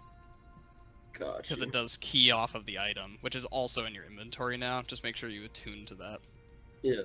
Yeah, okay, Derek, you can go ahead and just delete all of those. Yay, bye-bye.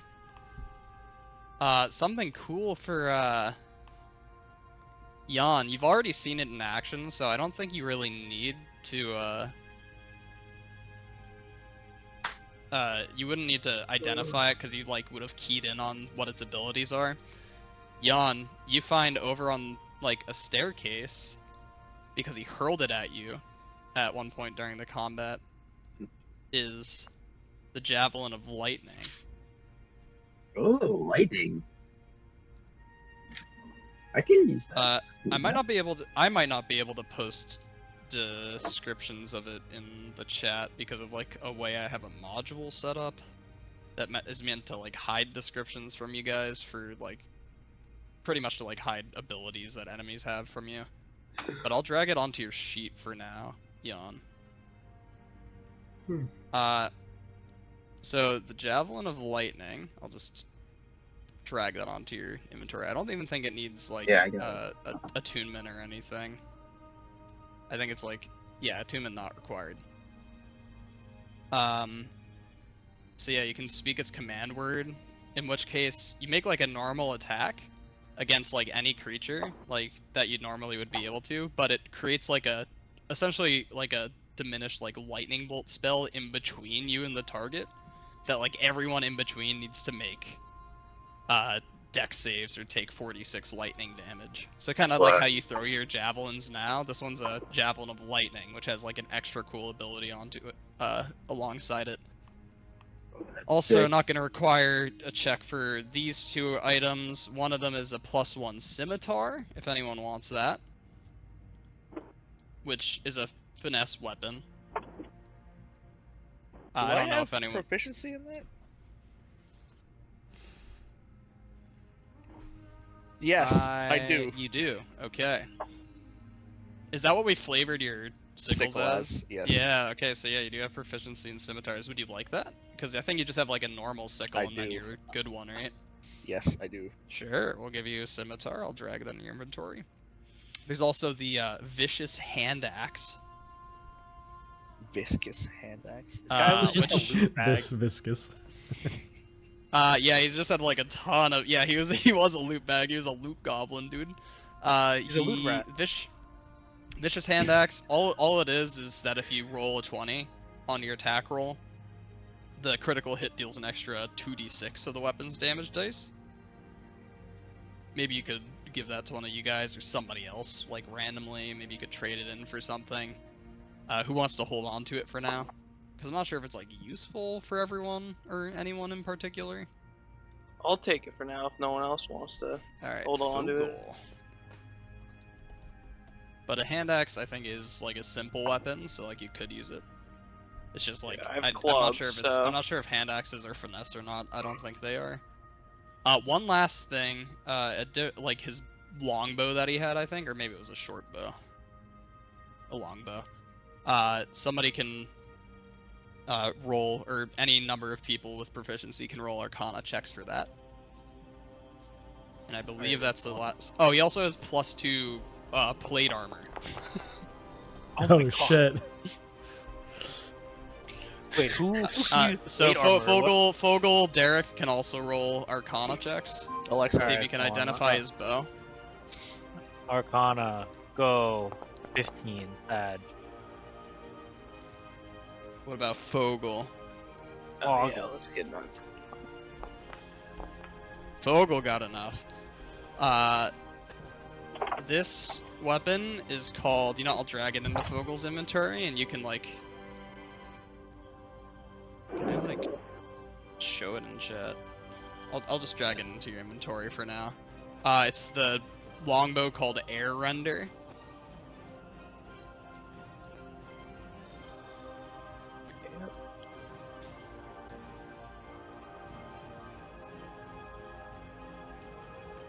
It's like a +1 longbow that has different effects on critical hits that like you choose. You basically every time that you make, anytime you make an attack with it, it doesn't use normal arrows, so you can make attacks with it without ammunition.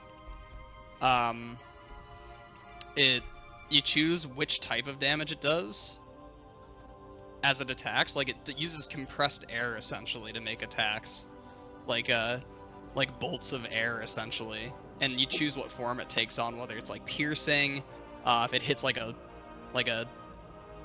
bludgeoning damage or slashing damage. Like you choose the form that the projectile takes, and then if you crit with that attack, the crit effect is different based on the type of damage that you chose for the attack. All right, cool. That is all of the loot. Actually, can anybody wear plate armor?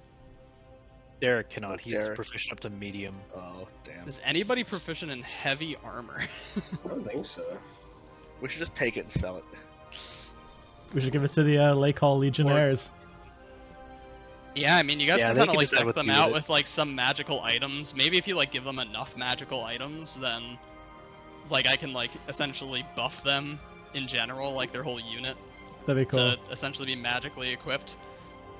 So yeah, I'll drag the plate armor probably into Derek's can he- inventory because he has he wear like heavy enough armor? strength to like carry it at least. Yeah, that's fine. Or maybe Jan. Jan would be good actually. Yeah. Unless someone somehow like gets like a feat at some point that gives them proficiency in heavy armor. I'll give it to Jan because Jan's not like really holding on to too much. Did I wear Let's it? see. Or am I... Nice fucking session set. You can't really benefit. I mean, you could. I think you would get the AC from wearing it, but you'd pretty much have disadvantage on everything if you were to wear it. Okay. And it deactivates a lot of your barbarian abilities if you wear heavy armor. But it's mainly just to like carry it around and give it to someone eventually, maybe. Here, let me. I accidentally closed out of Odrakthir's sheet, so I couldn't drag it over. Alright, there we go. Very nice. That's all the loot. I think after a couple hours here of collecting yourselves, you guys can take a short rest in this time.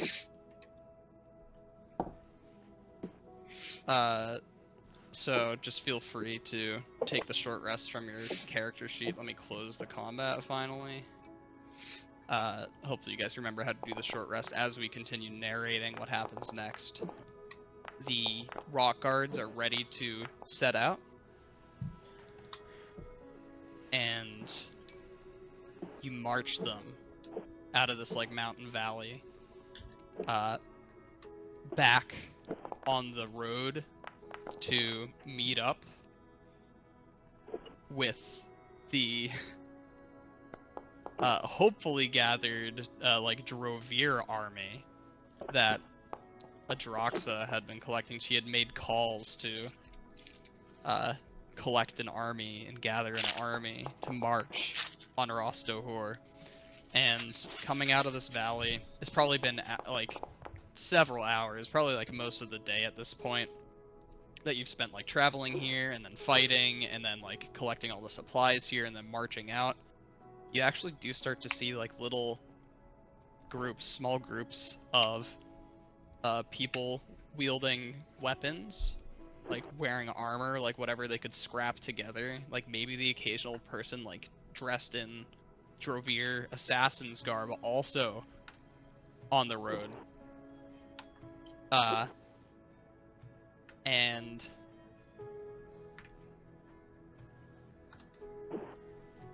it seems like you guys are all going in the same direction. These people have answered the call to form an army and begin to move with you. Actually start accumulating like more of a group than what you left with the rock guard. Making your way to Drovisk, or just outside of Drovisk. Again, this like more flat area in the mountains with this this like small town built upon it. Except unlike the art here, gathered outside now is like a large group of people, like way more than you saw when you left. Like the people that Odrakthir had gathered outside, just like people who have like set up like temporary like little encampments. Some people have like started fires because you know it's cold out here, and just like groups of people, not regimented like the rock guard, because the Drovir haven't had a standing army for centuries, probably, right? But there's a general air of excitement and kind of like talking around. You hear like, oh, we're gonna like we'll know when to march out. Like Odrakthir, like the Asari, is going to call on us, and then we march out of our own territory into and across Demir territory. Essentially like a show of force, not necessarily like attacking anything at the moment, but you know that you guys are meant to set out, or this huge army, or this growing army is meant to set out very soon. It's hard to like push your way through it. There's so many people, but if you were to go into like the town and try to find like Odrakthir's longhouse, like she's nowhere to like be found, so you kind of just end up waiting outside with the rest of the army. And this resounding calling of like a horn comes out of nowhere. Like it's already loud out here, but the sound like pierces the air and everyone grows silent. Just this huge horn coming from somewhere within the walls of the capital. And a growing shadow from the distance as the full draconic form of Odrakthir flies overhead, and this torrent of wind with her, and everyone cheers and begins their march.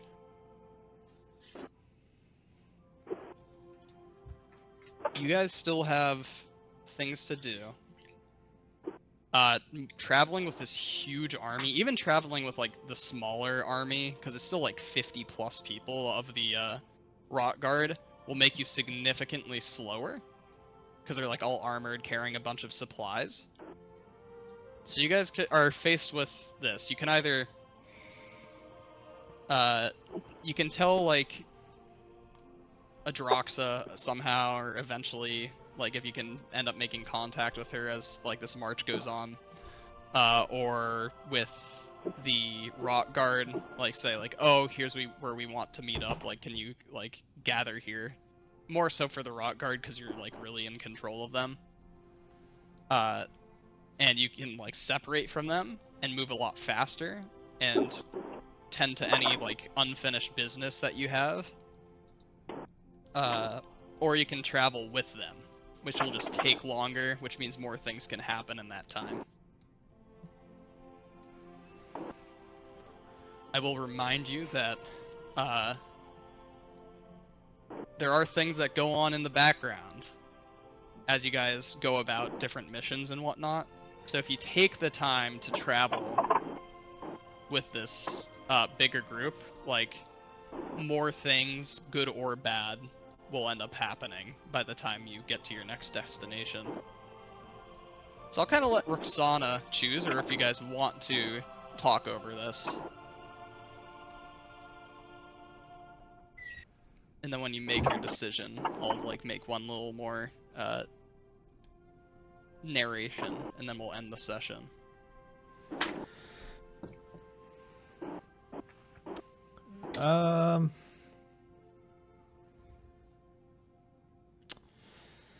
See, I'm kind of torn because initially I was like, I feel like we should travel with the army, but time will probably be of the essence. I'm thinking next stage of this is like we try to seize the Hanged Keep. Because I think we have the forces to do it, and even if it was a siege, we could probably outlast them, but we could probably also get them to surrender. Alright, Seth, I'm gonna go a little bit because I gotta get ready for work. Yeah. Good Of session. course, my guy. Just let me know what y'all decide. Sounds good. You gotta Alright, boys. kill just you.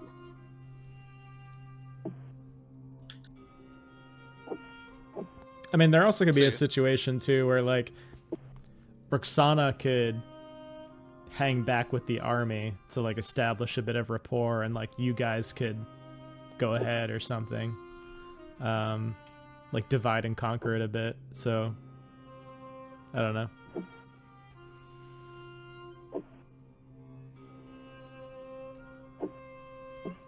I guess for now, who wants to push ahead? Well, I don't think splitting up is a good idea. Just in case somebody. Like the army is obviously like, you know, gonna be useful mainly in like those end game things where you're Oh my Whoa. god. where you're like laying siege to Rostohur or whatever, and like larger battles that are maybe coming up soon. But you guys still have things that are probably much better accomplished with like a smaller group, or much quicker accomplished with a smaller group, like dealing with the remaining vampires to actually open the gates and like reveal Rostohur.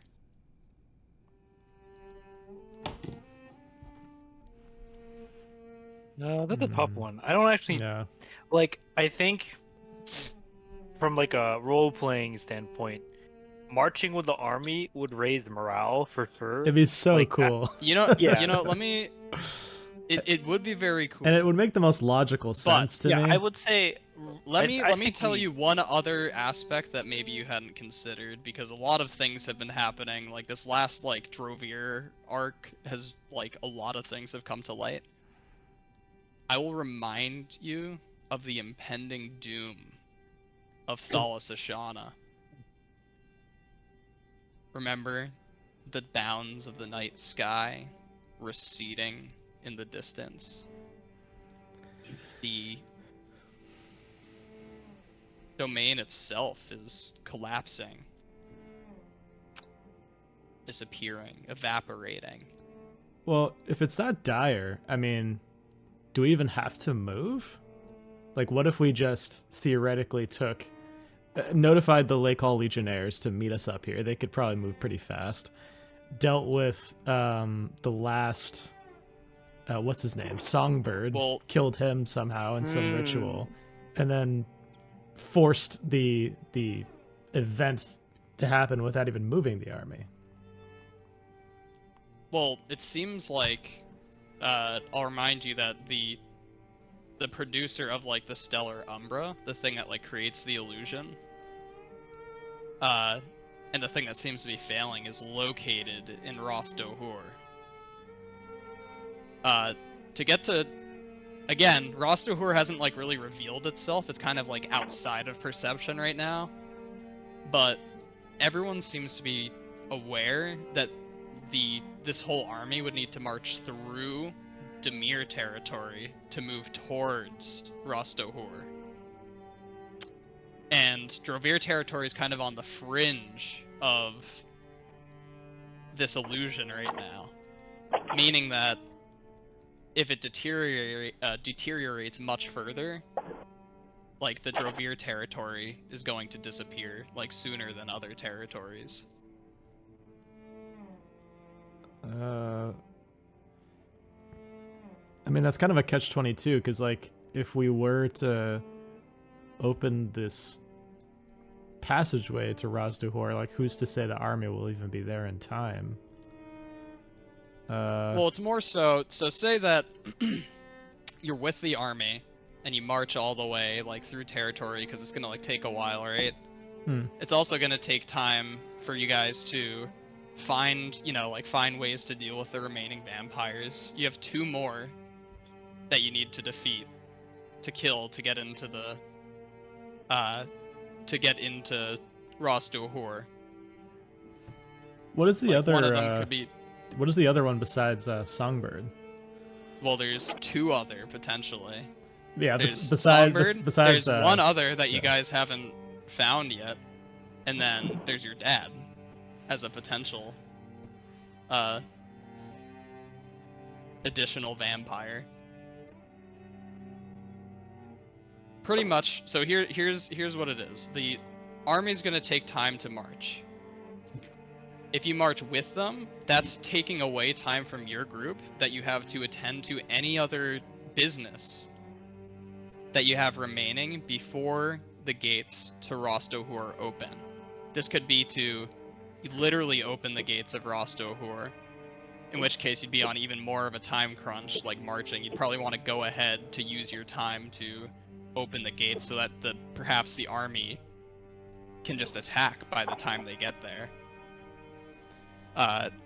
Or, for instance, if you like waste too much time marching, like you might not be able to get to as many things as you would have liked to. For instance, dealing with, like the some of those aspects of the moot, like how you, Roksana, and Elijah still have, like the rings that if you die, you die. Like you can't be revivified or anything. There's other mysteries, like Melusine. There's other mysteries, like Asura's father. There's other mysteries like your father. Who knows, like, if you can still answer all of these things, or, like, attend all these things. And again, the more time that you, spend doing one thing, like, the other cogs are moving. Like, what's going on with the other players remaining in the moot. Like, what are they up to? Like, what are their plots and schemes? Like, will their plots and schemes become realized if you spend too much time doing other things? Hmm. Yeah, I just feel like we're at our strongest. Like Yeah. in Roksana, That's the thing, right? in It's Roxana's the, mind, like it would be foolhardy to split off for essentially trying to find a needle in a haystack upon a haystack that's in a needle in a haystack. Like A needle in a needle stack. yeah, like this would seem crazy to me, but I guess I'm at odds because like the storytelling side of me is like, yeah, it would make sense to get all these things done and to, you know, it's a game. We should progress through these goals and whatever. What but happens when you defeat all the vampires? What's the goal? what's so the right give us? now, Rostohor, so like the capital of Thalas Ashana, like that capital city, is like outside of everyone's perceptions. Like they know it exists, but it seems to like just not exist anywhere really right now. Let's change that music a little bit. And it has been learned through like various sources that the thing that seems to be like keeping it out of perceptions are like these like powerful vampires are like bound to the domain essentially and are being used as catalysts to like shroud the city. Oh, wait. I'm an idiot. I didn't think that we could do this, but I just realized the thing we're trying to keep is the strength. But the bulky size of the army is what's keeping us slowed down. In the herd. What if like Atraxa can fly? What if we just used her as like a symbol of our strength, got down to the Hanged Keep in like less time than walking, and just like use that as a temporary intimidation while the army catches up and we can accomplish our goals even faster than on foot. Yeah, you might be able to like intimidate or like sway a lot of like Demirs to your side that way, perhaps. Oh wait, Tyler. Like seeing a fucking huge Tyler, ass dragon, I mean. Yeah. Wait, hold on. What? Because we could get those goals done even faster than if we were to walk. If we could just ride on Odrakthir down there. I didn't even think of that as like garnering more support and like bigger alliances. Thaumaturgy is self-cast, right? It's not target cast? Yeah, I think it's cast on yourself. Well, like, projecting. What were you thinking? Like you broadcasting a message? No. Like World War II. What's the range on the spell? You rally the domain on Hydrox's back, just like inspire. I like it. Like, yeah, I like that a lot. And the other thing too, I was thinking, but there's no. It says target none. And range 30. It says range 30 feet though, so I'm like. Let me find the spell on D&D. The other thing I'm thinking too, right? We could use her like a fucking recon plane. Like if we know that like an area has like the winged one, we could like recon the entire area from the sky and be like, okay, there clearly is some fucked up thing going on here. Let's like investigate. Yeah. You know, like what better vantage point? I think we could parade you around on Hydroxa as like a show of strength. I agree. For sure. I agree. It's like an arms race. Wait, is there a banner? Do you have a banner? Yeah, we Tyler? do. Yeah, we have banners and porters. Can I hold the banner because I'm super fucking strong on the back of Hydroxa? With the fucking spear, dude. He's so sick. I'm looking like a officer here. Such a flex to just have a dragon and the spear that can kill that dragon united in one in the sky. It'd be terrifying. Yeah, I think that's a pretty cool solution. We could kill a bunch of birds with one stone. Send an envoy of you guys and a this message, giant dragon lady and a message. Everyone, yeah. Yeah, I mean I don't know how many of us can fit on her, but well, I mean, at least have a couple out there. That'd be cool. I guess if you can't use thaumaturgy, I can still speak like I'm a herald. Yes. Right? Let's go. Spread the word to the people. Convince the masses. Okay, well, we have a plan. Yeah. Okay, I feel much better about that. Yeah. I think It's not Odrakthir a- could that wasn't probably easily carry all of you. Let's Yeah, go. that was it. I guess it's like not a binary choice, you know. Yeah. Let's go. All right, that's sick. I like that. That's a vibe. In the meantime, it's like this impending doom of this army that's going to march down on them if they refuse us. Yeah. It's a timer for them, which is pretty effective. Flip the script on them. Flip the script on them. Try to fucking time us. Yeah. Okay. Do you think that's gonna be your? Is that you locking that in? I feel pretty good about that. What do you guys think? Sounds like a lit plan. Yeah. I'm done. Okay. You're able to meet up with Odrakthir at one point as she takes time of like flying and like returning to her like Jalaran form, like her humanoid form, and like walking alongside her people, and eventually talks to you. And you bring up this idea to her of projecting strength and declaring intent to other peoples, kind of sending yourselves as envoys or like voices of like a greater goal. I think you've helped her so much at this point, and she's incredibly elated. Like you can, or maybe not elated, relieved, I would say. You've finished your job. You've killed Odrakthir. Yeah. And she agrees. I'd love to say something to her if I can. Yeah, go This ahead. moment. Go ahead if you want to roleplay a moment of this. I'm just trying to be like a little conscious of time. Yeah, all I'm gonna say is just like a one sentence thing. She's just like, I bring you the fang of your first promise. And now, you will be the fang of your last promise to me. A voice of unity, of strength, of power throughout this land. Be my power, Odrakthir. Help us in this mission to sway our people.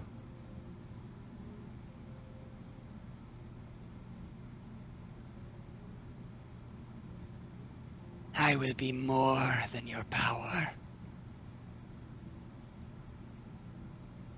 I will be your truth.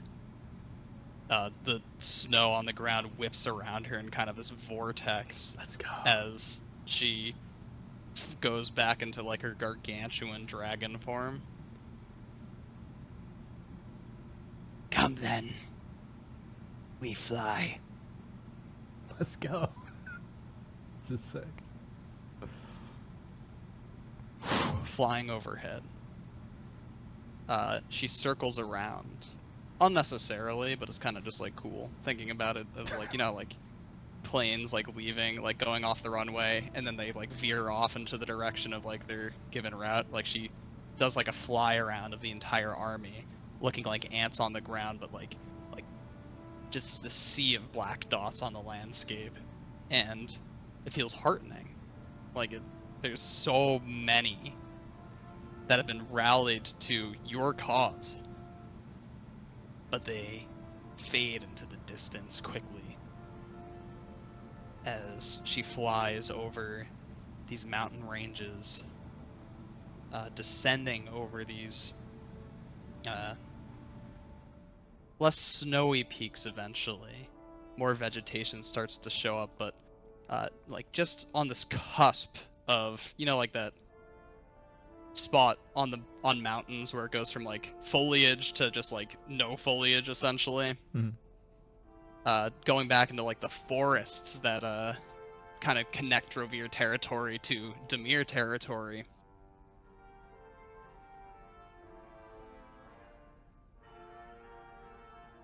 A bit of alarm rings out as very far in the distance, and again, like this eternal like twilight of Thal Sashana. Usually it's pretty clear, but tonight it's a bit misty, a bit foggy, but you can see this fleck on the landscape, this bright light, this mote of light. It's hard to make out from this distance, but you continue flying down, and you call this, or like everyone actually kind of realizes it's just like a speck of light in the middle of like this nearly like opaque darkness right now. And Derek, the cleric, Derek Wolfward,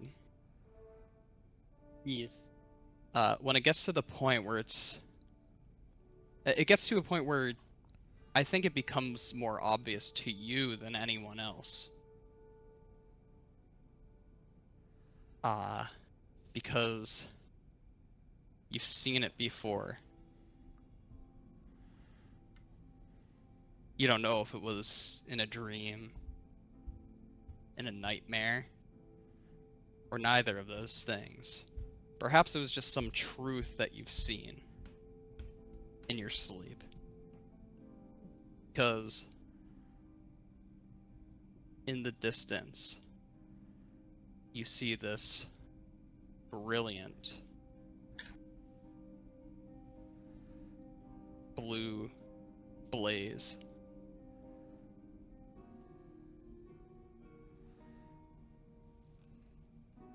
And you know what it is. You know what's burning in the distance.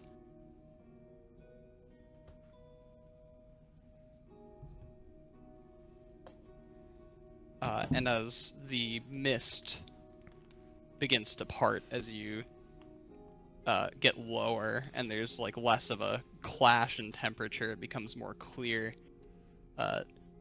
Across this like great plain and low rolling hills of the Demir territory, you can see it in the distance, the silhouette, like illuminated by this blue fire.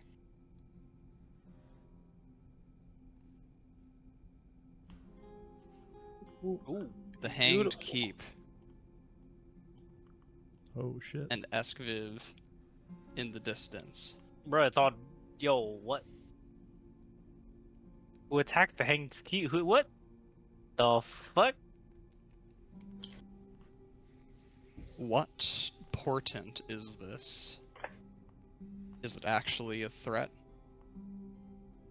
Guess we'll find out next time on Dragon Ball Z.